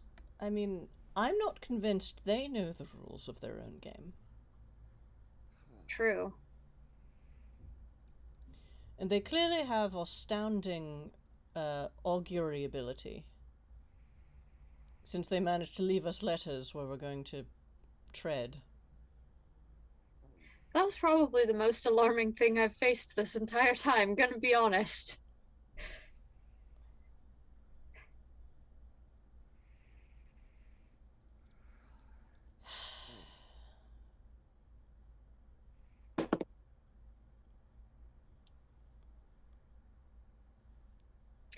Hey, John, I don't like that look you just gave us. I was rolling for a random encounter. Oh. I don't like that look you just gave us. Proceed. Anyway. So, on the map, is the Tremere Chantry pointed out? Yes. Okay. What kind of... Like, I mean, you can't really tell with a plain paper map, and this isn't the D&D game where I have the magical Google map. But she's kind of trying to get a sense, like, are there graveyards or cemeteries nearby? Is it metropolitan? Is it a We park? can ask Damien. The the primary Tremere headquarters is very metropolitan based, but there are several ancillary portions of the Chantry, one of which is a church, or a now defunct church, which does have a cemetery. If the Tremere buried their dead in traditional cemeteries, you're not sure which ones they're buried in. Kindred weren't exactly keeping a track of that, and the Tremere weren't exactly handing out pamphlets going, well, yes, we've happily joined your society. Here's where our former mage brethren were buried. Okay, that would be kind of funny, though. I mean, there was one Tremere, but he'd gotten into a fight with a Malky, developed dementation. It was a whole thing. I can just imagine the haunted tour. He basically thought he was running a haunted tour through Vienna. This is a thing. This is a thing that happened. Good. Wait, is there an Auspex level or power that allows one to see ghosts? There is an Auspex power that allows you to see the unseen, which does include specters, yes. Okay. I believe there is also an Oblivion power that lets you do that. Well, I don't have Oblivion. Let me double check. All right. What level is see the unseen? What is this? This is animalism. I went too far. Auspex. Heightened senses. Sense the unseen. Whenever there's something supernatural hiding in plain sight, the storyteller makes a hidden roll of wits plus aspects against the difficulty they choose. Against an entity actively trying to stay hidden, the storyteller can call for a blind roll. Lisa, roll 7 dice for me as a contest against the target's relevant pool. For example, detect Oh, it's okay. I don't have that power because I have heightened senses.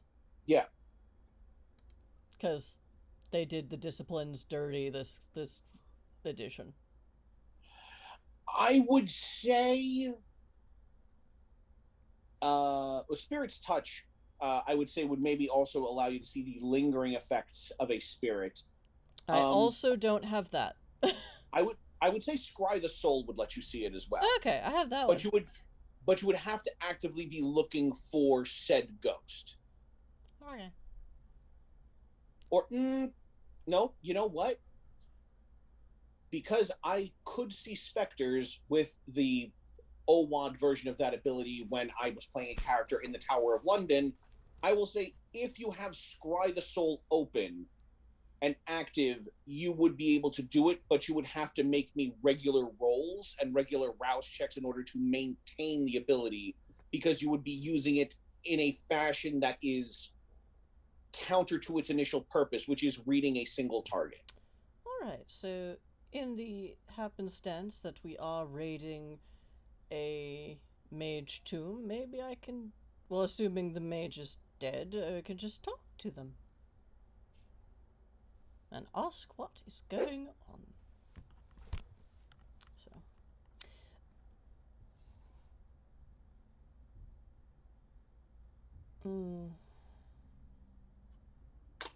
oh, I really hope it's not some sort of immortal magus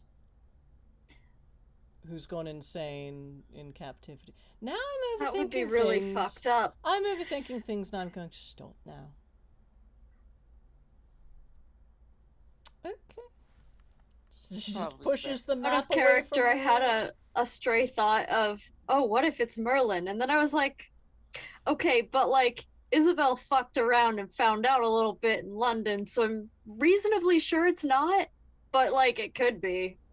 I mean, Merlin's hanging out in the UK. You don't Yeah, worry. as I said, Merlin was reasonably probably sure it's not. Merlin was probably also a verbena. Yeah. But it depends on who you ask. Yeah, I wouldn't know. But Hooligan. immortal mage trapped somewhere under a city Yep. sounds exactly like where Merlin ended up. You were all too afraid to ask. I didn't think to until this moment, but yeah.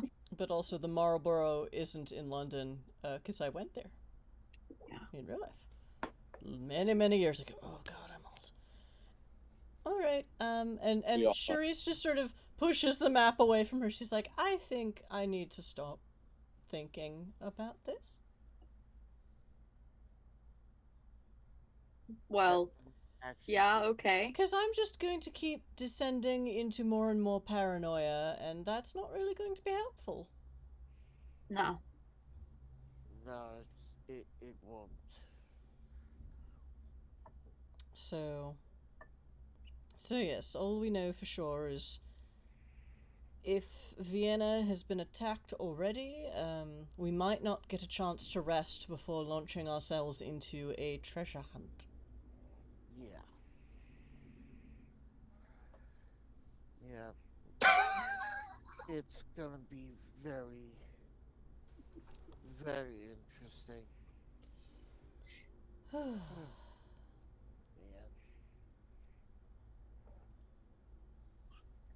Man.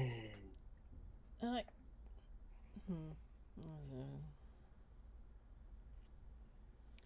Well, I do like puzzles. Looks like I might get puzzled to death.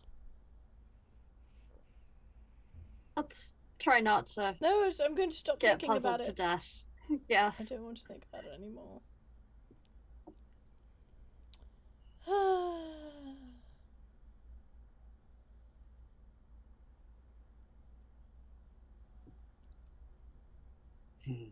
Oh well, I guess once we get to our first stop, we'll have some idea of what's waiting for us in Vienna. Indeed. Well, let's just How about we just enjoy the ride? I agree. Relax as much as possible. Yes. Just enjoy the quiet.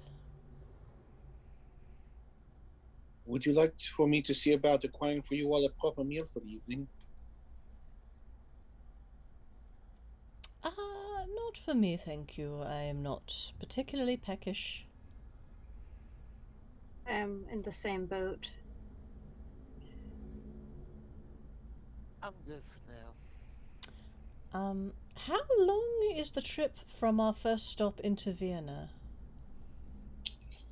We'll say at this point you've all probably been traveling for about 2 hours, so another hour and a half, 2 hours until you get into Stuttgart. Well, yeah, but how long after Stuttgart? After Stuttgart, you will ride for 2 hours, give or take, to hit Nuremberg, maybe 2.5. And then after that, it's going to be another 2.5, 3 hours until you hit Vienna Meidling. By that point, it will probably be daytime. Yes. Okay. Should be about midnight when you get into Stuttgart. And then from there, it's going to be another 6 hours. So the sun should just about be rising. Mm-hmm. All right.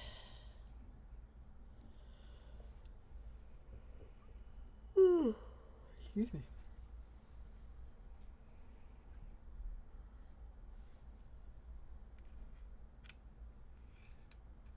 I'm sure Charisse has a book with her and is just going to read some nice little book of poetry to try and calm her nerves.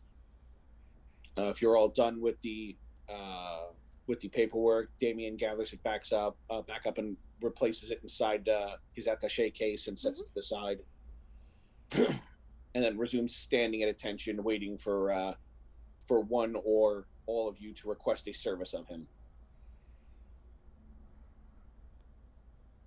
Charisse feels so bad, but understands goals. And I wanna ask him how Hubert helped him. I'm curious. I also want to be a little bit of a dick and distract Charisse from her book. Make me a Well charisma played. persuasion check to see if Damien will open up the book. Well played. It's a terrible roll. Yeah, I'm not very good at charisma or persuasion, but you know. You've got a pool to pull from. Yeah, I'll spend a player +1 on that. I got 2 successes on Actually, 2 dice. You know what? Because Hubert has favored you so heavily, I would say you would gain an additional die for this. Okay. Because I'll roll another die then. Yeah. That'll be 3 successes. I would say 3 would be enough, because Damien at this point has seen Hubert go through a lot to prepare the 3 of you for this. And We're Team Hubert. Well, and Yeah. he mentioned it earlier.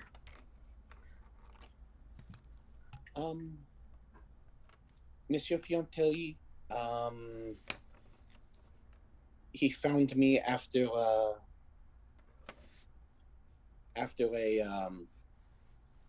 a client was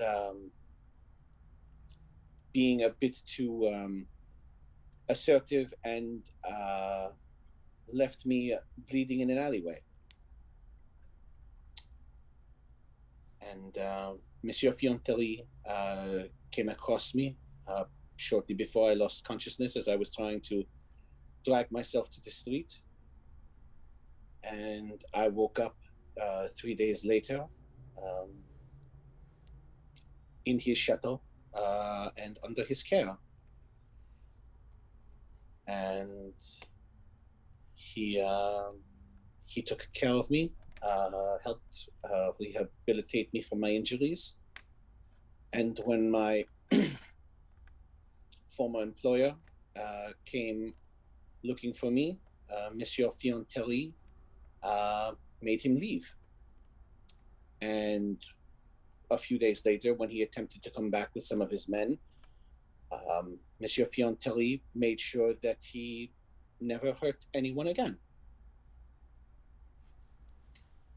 and I spent some time with him, and he helped me accept things about myself that had always been there, but I couldn't quite articulate. And he helped me through this, and gave me this job, and has basically allowed me to be the best man that I could be.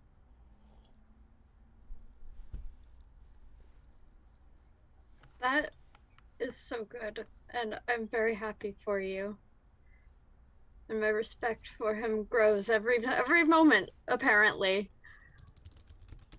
He is a very good man. I must admit, I am envious of the two of you. Oh? You carry a piece of him inside you, and I do not. That is fair. But you've got a job working for him. He refers to me by the term that would be appropriate for one bound to him, but that is for the purposes of saving face. He allows me to be my own person, and he said that he would permit it when I was finally of an age appropriate to make that decision. I think he still sees me as something as a child. When he first met me, and the story I told you, I was 12. See. And so for nearly a decade, he has taken me under his wing, and has helped me. Now you have choices ahead of you. And that's a good thing. He's always been very adamant in people having choice. He's never stopped someone from leaving his employ if they believe they have found something better. And if things did not turn out so well, he has never hesitated to bring back someone who he believed still had value. That, as I have noticed, is a very unique mindset among the kindred. It's a very unique mindset among people. Probably true.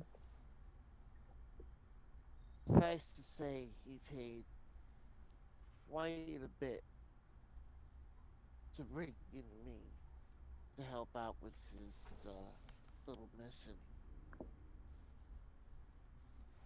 We appreciate having you along, because I don't know what we're walking into, but having another set of competent hands is always good. Yeah. Well, trust me, if you knew what he was paying me, you'd be like shocked. I mean, to be fair, they did walk into the office of right at about the time you had negotiated to 7 greater boons. Yeah. Yeah, we know what he's paying you.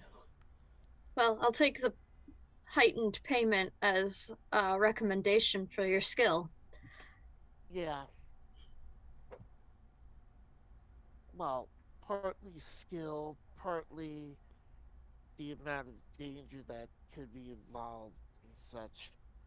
But my priority is making sure you two leave Vienna Mostly as alive. pretty much. As alive as we are now. Yeah. The kindred equivalent of breathing, as you said previously. Perhaps that was a mistake to coin that phrase. Nah, it was funny. I'll stand by it. After a short while, there's a knock on the door of the of your chamber, and it is one of the conductors come to take the tickets, which Damien handles promptly. Very polite, but swift, and moves them along to the next room. Mm-hmm. Apologies. Okay.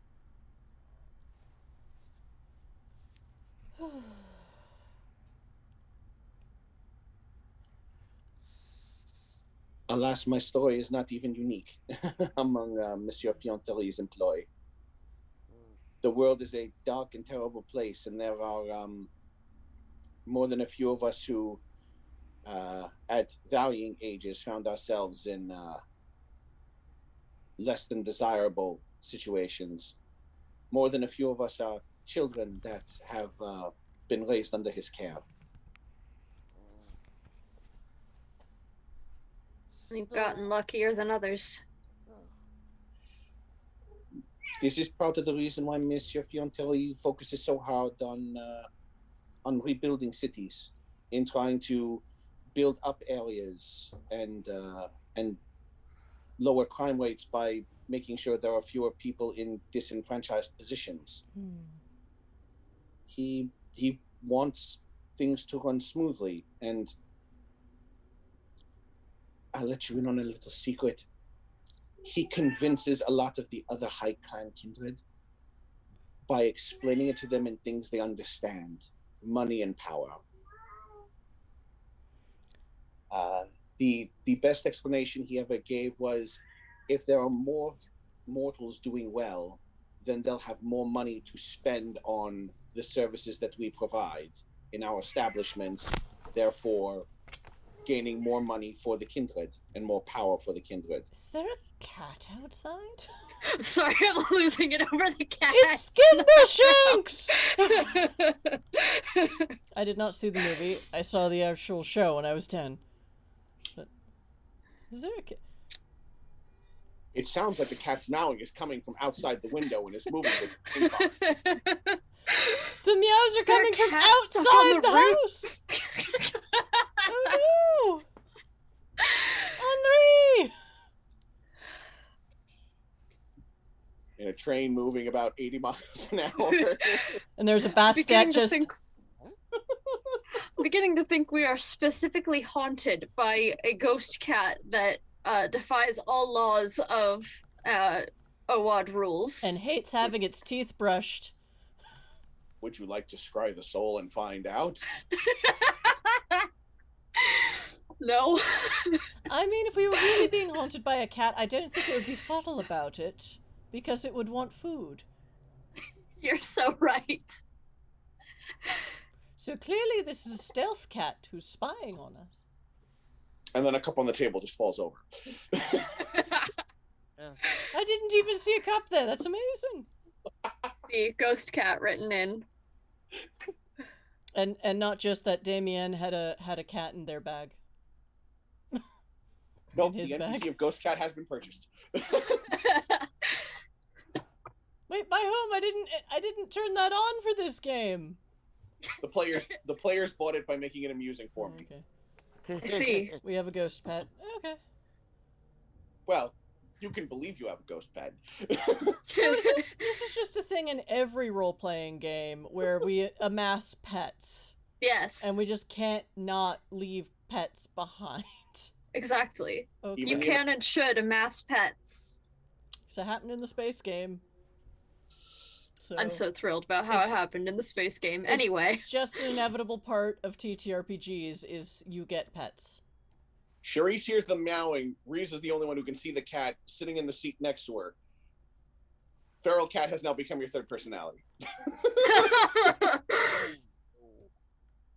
So I'm part gangrel now. Okay. Or part Bestet. I don't know. The cat's head is now currently in the bowl of Reese's popcorn. Oh no, it's eating the popcorn.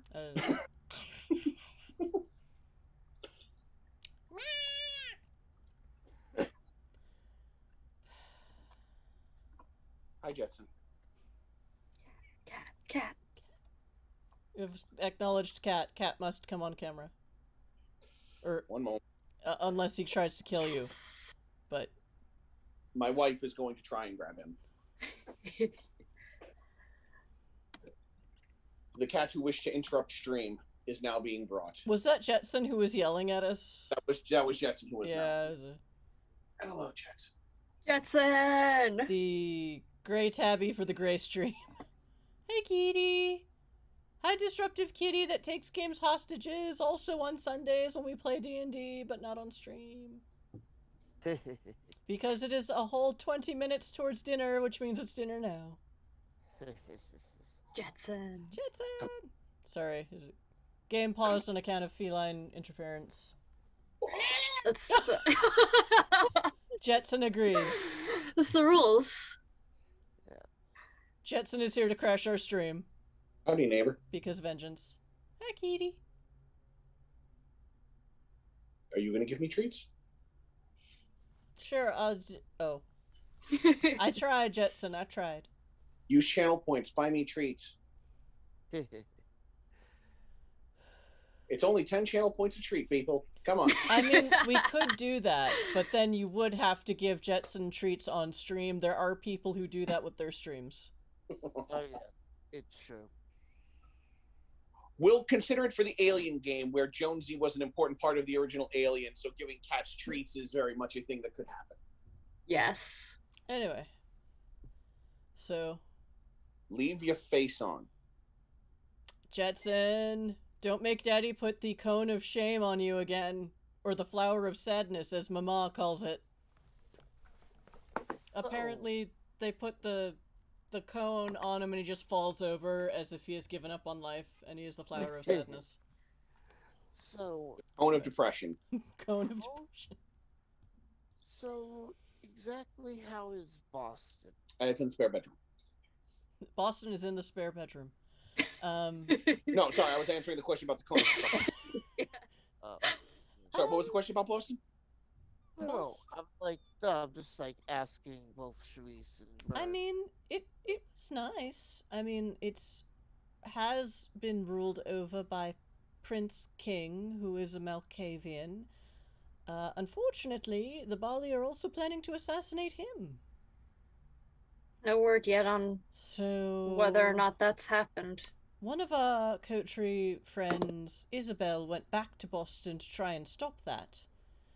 But the Bali also took out the magic zeppelin that we got here in, so it's going to be a bit longer of a trip than it was to get out here. Yeah. Jetson agrees. Jetson is very angry that the Bali attacked the zeppelin merely to possibly take out a hellhound named Ace from previous Jetson episodes. Is upset that he can't roll as well as Ace. Oh, that's dick move, Dracus. That's wow. He can't for two reasons. One, he's not a ghoul. Yeah. Two, he has a flaw because he's missing one leg. It's just a statistic, fact that Ace rolls the best, and yes, Jetson is a tripod. Give me one moment. I'm going to roll something for Ace real quick. Oh. But yes, Boston was quite nice. It's still a fairly young city by the standards of Europe, but it's very nice. And Malkavians were respected there, and so were the Nosferatu, because there is a Malkavian prince, and I hope there still is one. I don't have a lot of basis to compare because it's the only city I ever knew as a kindred until I came out here on this trip, so... Well, there are cities in which the high clans hunt the low clans for sport. Well, I'm aware of that. I've just never experienced it, thankfully. It's not fun.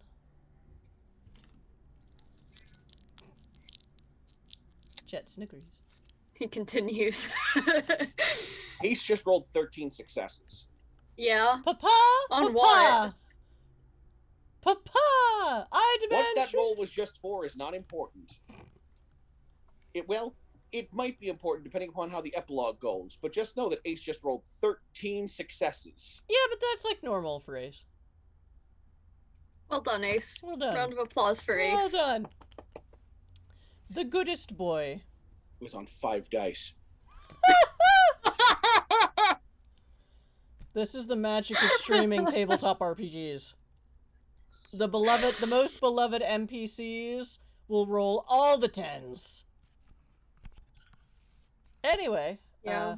Sorry, it was 7 dice, not 5 dice. You can't roll Okay. 13 successes on. So still. not in this version of D10, but No. anyway, it could in the ones where the 10s explode. Yes. Anyway, this game. Yes, Boston is quite nice. There's lots of cats. And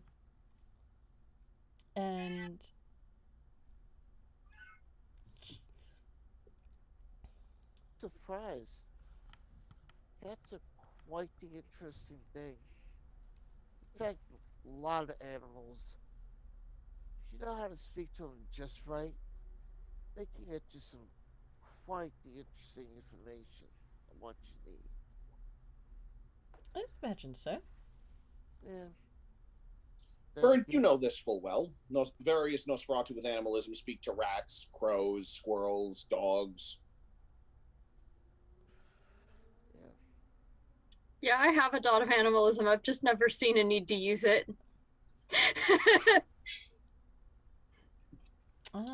Miss. And it never occurred to you to try getting a hellhound while you were in Paris before leaving. No. Or a hellcat. This seems like more stats to keep track of. Also, I can't compare to Ace.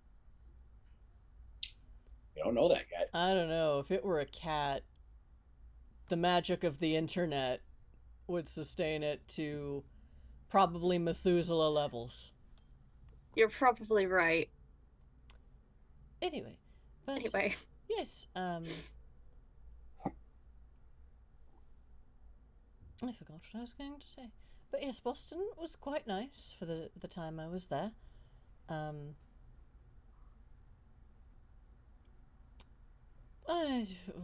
thinking again. Mr. Giles, have you ever been to Vienna?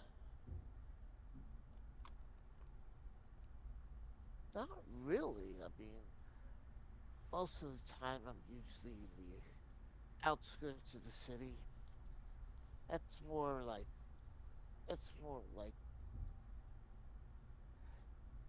Suffice to say, my clan is more the lines of. City is okay, but the open air country is quite nice. Plus, out there's quite some things that are dangerous as well.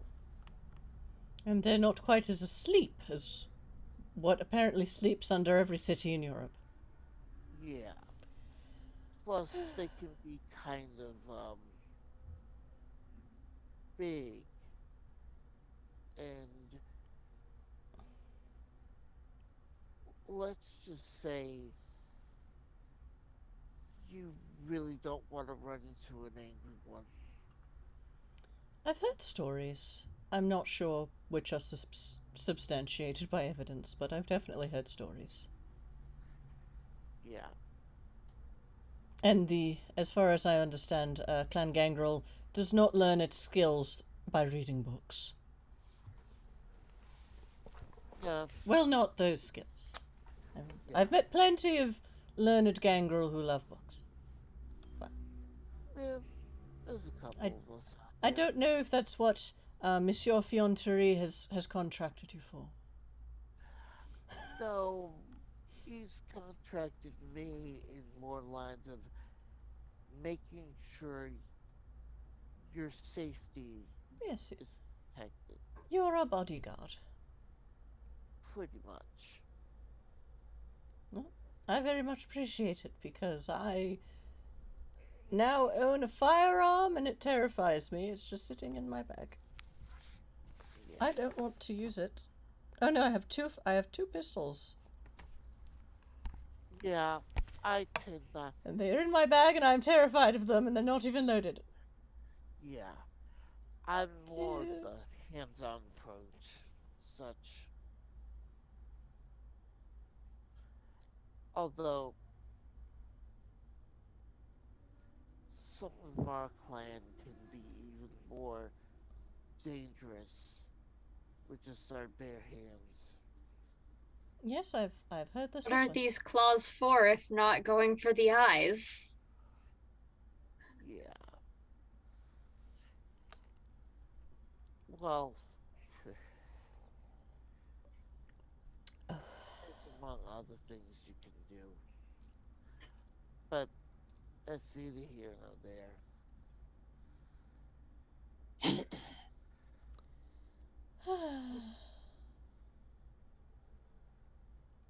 I mean, does Giles have a cat in his bag? Like, I mean, come on. Like, does he? Yeah. Just a little one? Yeah, Just a little. Yeah, probably. Yeah, probably. Oh, wait, is it a snack? Oh, I shouldn't have asked. Hashtag Gangrel Life. So, yeah, it's one of the lines of you don't want to know. Okay. I will not ask further. In or out of character. Yeah. We're not gonna let that cat out of the bag. Zing!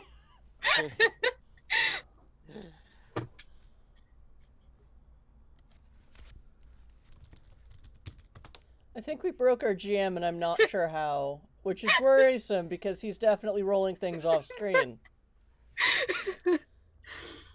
So if you could just put us out of our misery and have the encounter start or something. Yeah. We're all just talking to kill time. We've run out of small In-game. talk. Driving to our deaths. We've run out of small talk so hard that I'm making puns now. More puns. We have 9 minutes left of game. Do we at least make it to Copenhagen? Stuttgart. Yes. One moment. Eventually, Charisse reaches into her bag. I brought more books for everyone. If anyone else would like to read in silence. And she'll just put them on the table in case anyone wants one. I brought extra. Picks one up and reads it upside down. I don't question the ways of the Nosferatu. It's rude. They're my friends. Your train is redirected shortly before Stuttgart to a train yard, where your car is disconnected from the train and attached to another, which then pulls into Stuttgart Station with the intention of traveling from Stuttgart Central to Nuremberg Central. And shortly before entering into Nuremberg Central Station, your train is once again let off, where it is disconnected from that train and connected for the next one bound for Vienna Meidling.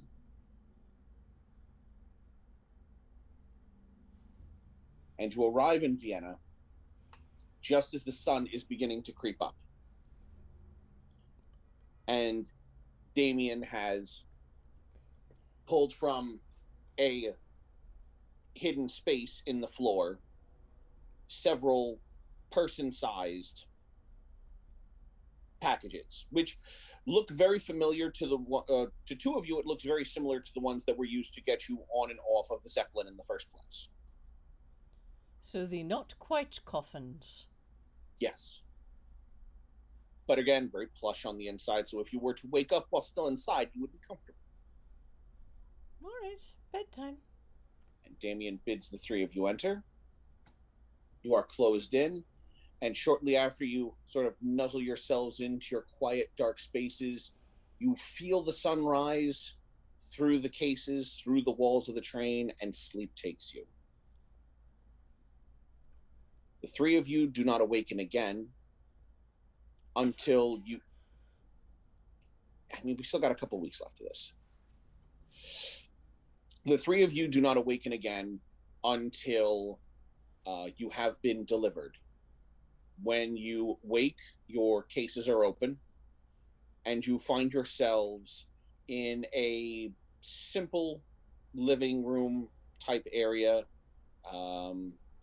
There's couch, chairs, a fireplace that is not lit. There is a small dining room set and single countertop kitchen on the far side.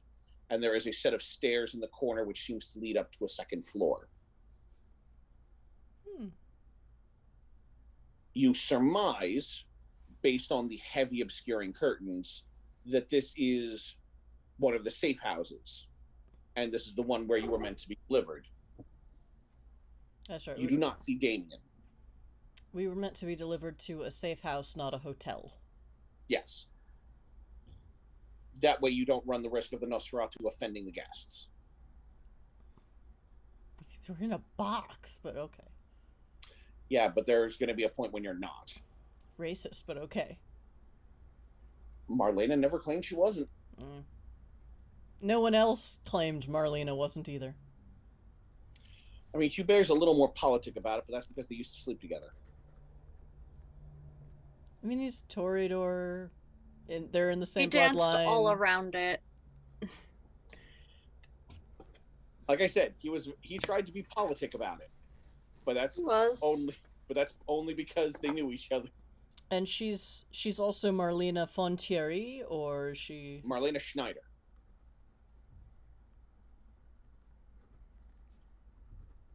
She is of Germanic descent, and Hubert, well, considering he comes from Alsace, he's got a little bit of German, a little bit of French. No one's quite sure which percentage is higher. He's Alsatian before he's anything else. Yeah, I played one of those ones too. It's an interesting history. We're French, we're German. We're French, we're German. We're Alsace. Shut the fuck up and get things in order. We're Alsatian. Just fight around us. We don't care. We're making wine, damn it. Just let us make our wine. Our pursuit, honestly. So yes, you find yourselves in this room with stairs leading up. You're awake, which means it's most likely nighttime. What would you like to do? Probably put on a fresh set of clothing. Okay. You don't see your suitcases down here. Uh-oh. I will then creep up the stairs to the second floor, since I don't... Is there an entrance... Is there a front door here, or is it just... There's a front door here, yeah. I suppose I'll go to the second floor. Okay. I'll follow. Okay. Follow as well. All right. So the three of you start walking up the stairs. You walk up, you walk up, you walk up. You open the door, and you find yourself back in the living room. Oh. All right, Goodness. this is wrong.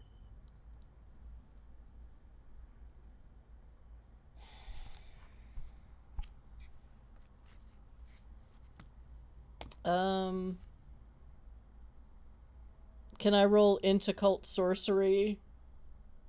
Sure. To figure out... Sure. At least maybe the flavor of nightmare we're in.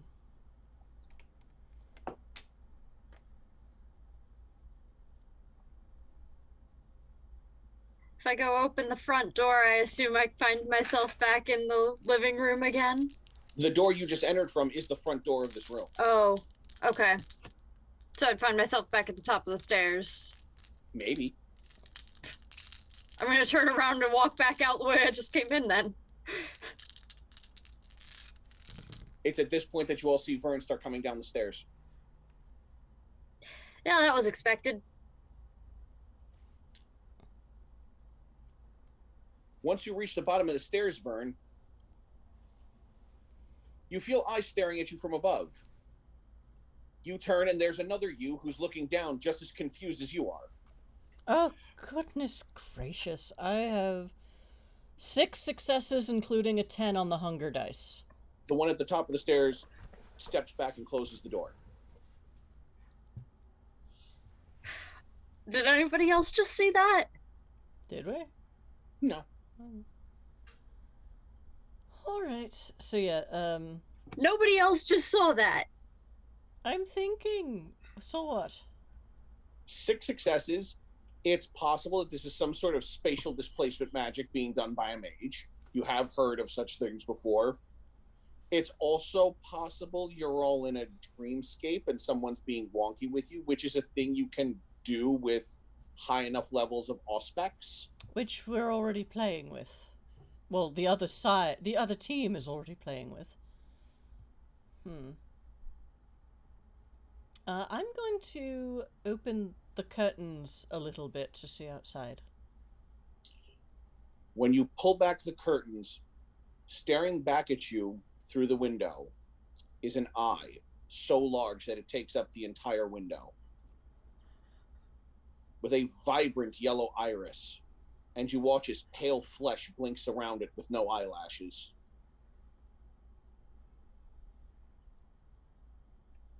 I want to go pull aside the rest of the curtain. Is the whole window like that? You pull it open, and yes, the eye obscures the entire window. Oh, that's unhinged.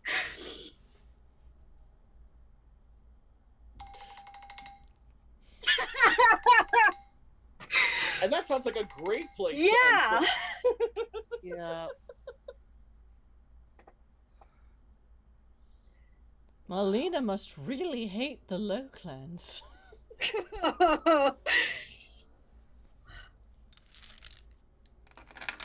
Glorious.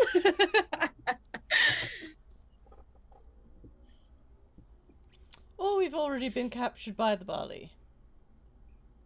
Fine. It's fine. Possibly. Or there's another player that we aren't aware of. Maybe you're about to make a friend. I waved at myself.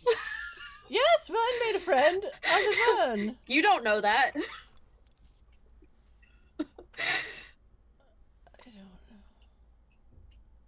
know. What the fuck? I mean, the Bali want to be our friends. I'm not sure I trust that phrase in this game anymore.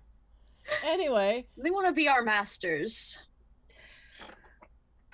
Anyway, chat, that's game for tonight. We're trapped in an infinite room with a giant eye.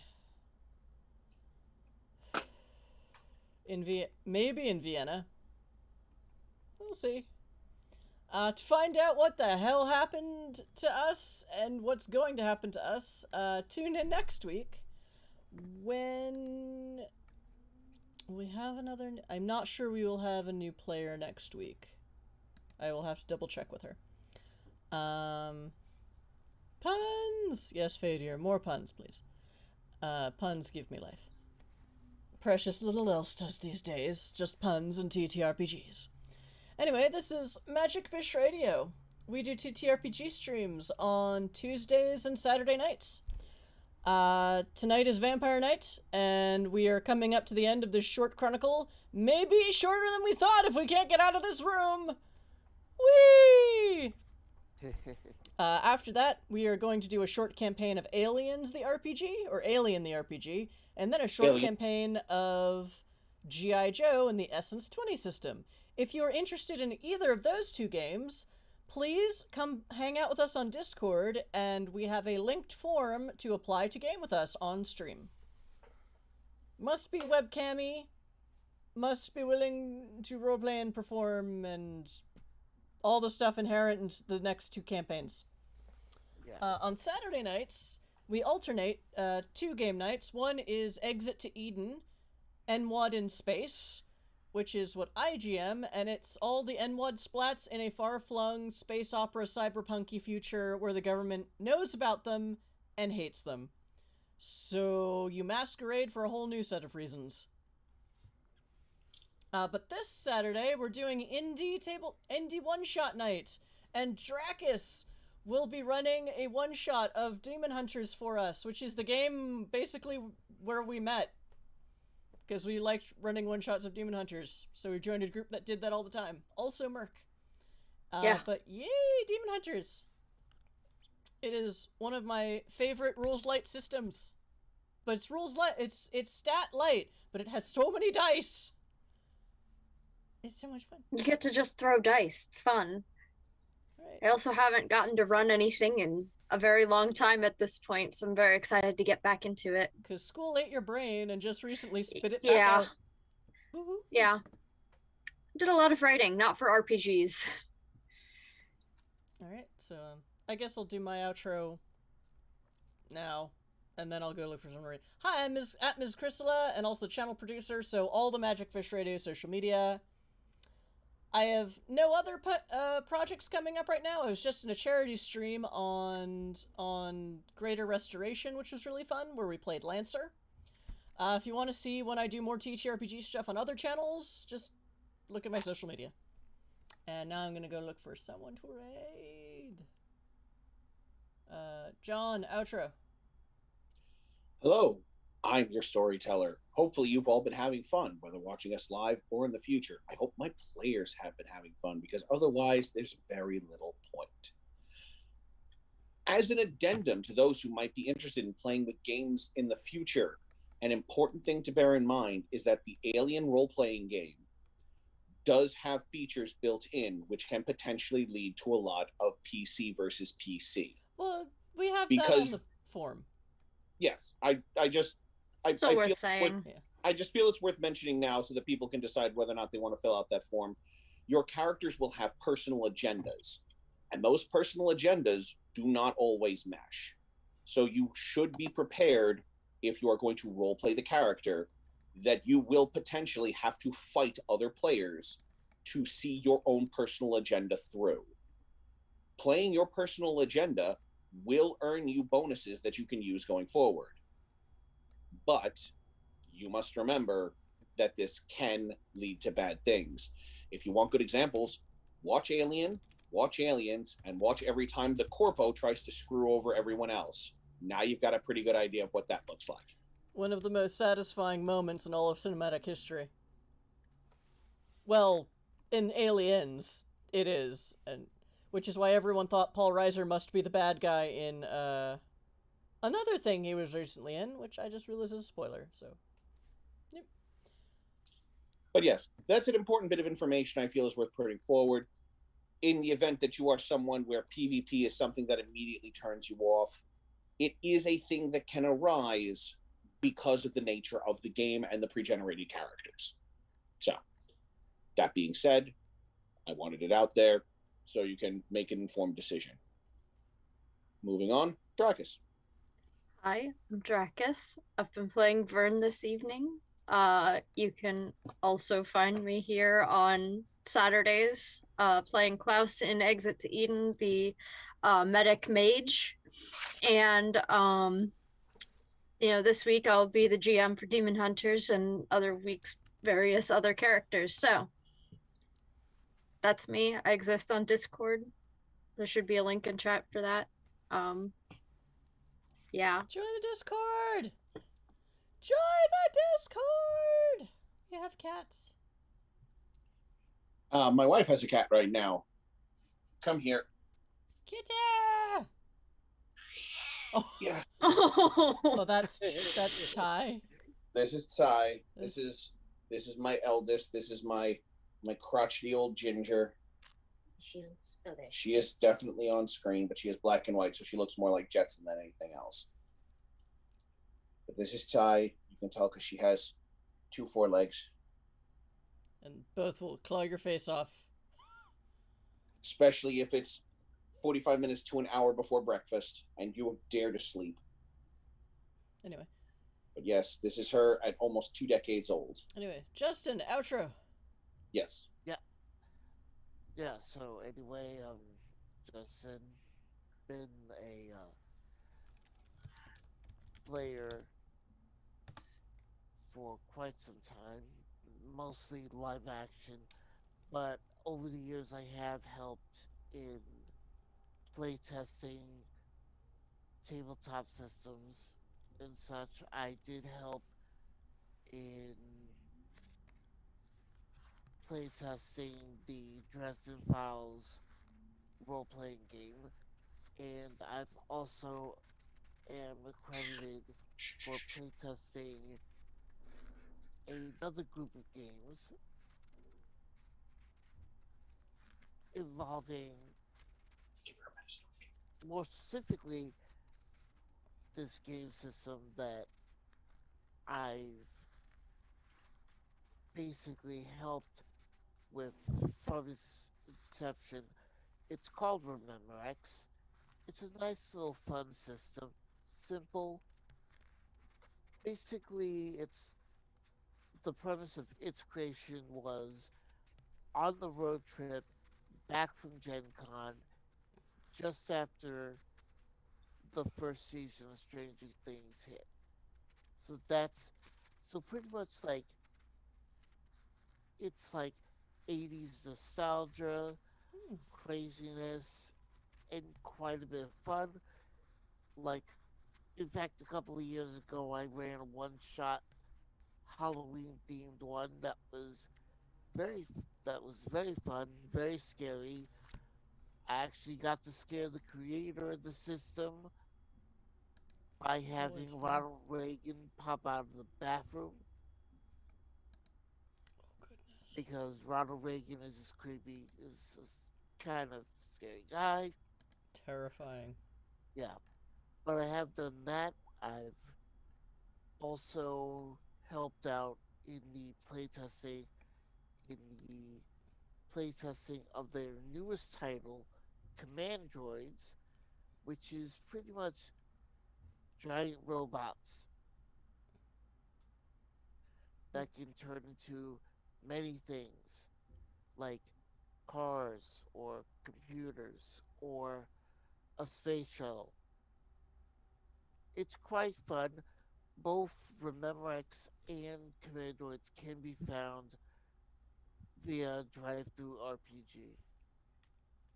They're both done by the nice people at Nerdy City Productions, who I'm who I'm friends with, even though I haven't seen them physically in 2 years.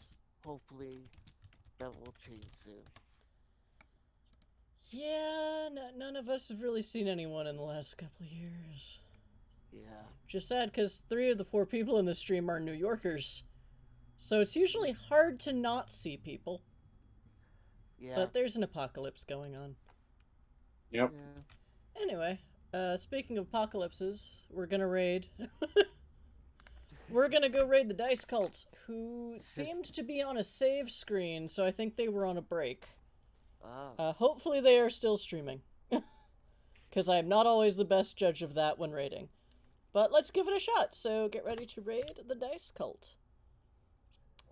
So, chat, thanks again for coming in and hanging out with us tonight if you're watching live. Thank you also if you're watching via VOD from the future, which I hope is better than today. Can't hope, I still have hope. We'll see how that goes. But until we see you next time, please take care of yourselves, take care of each other, and please diablerize responsibly. Bye!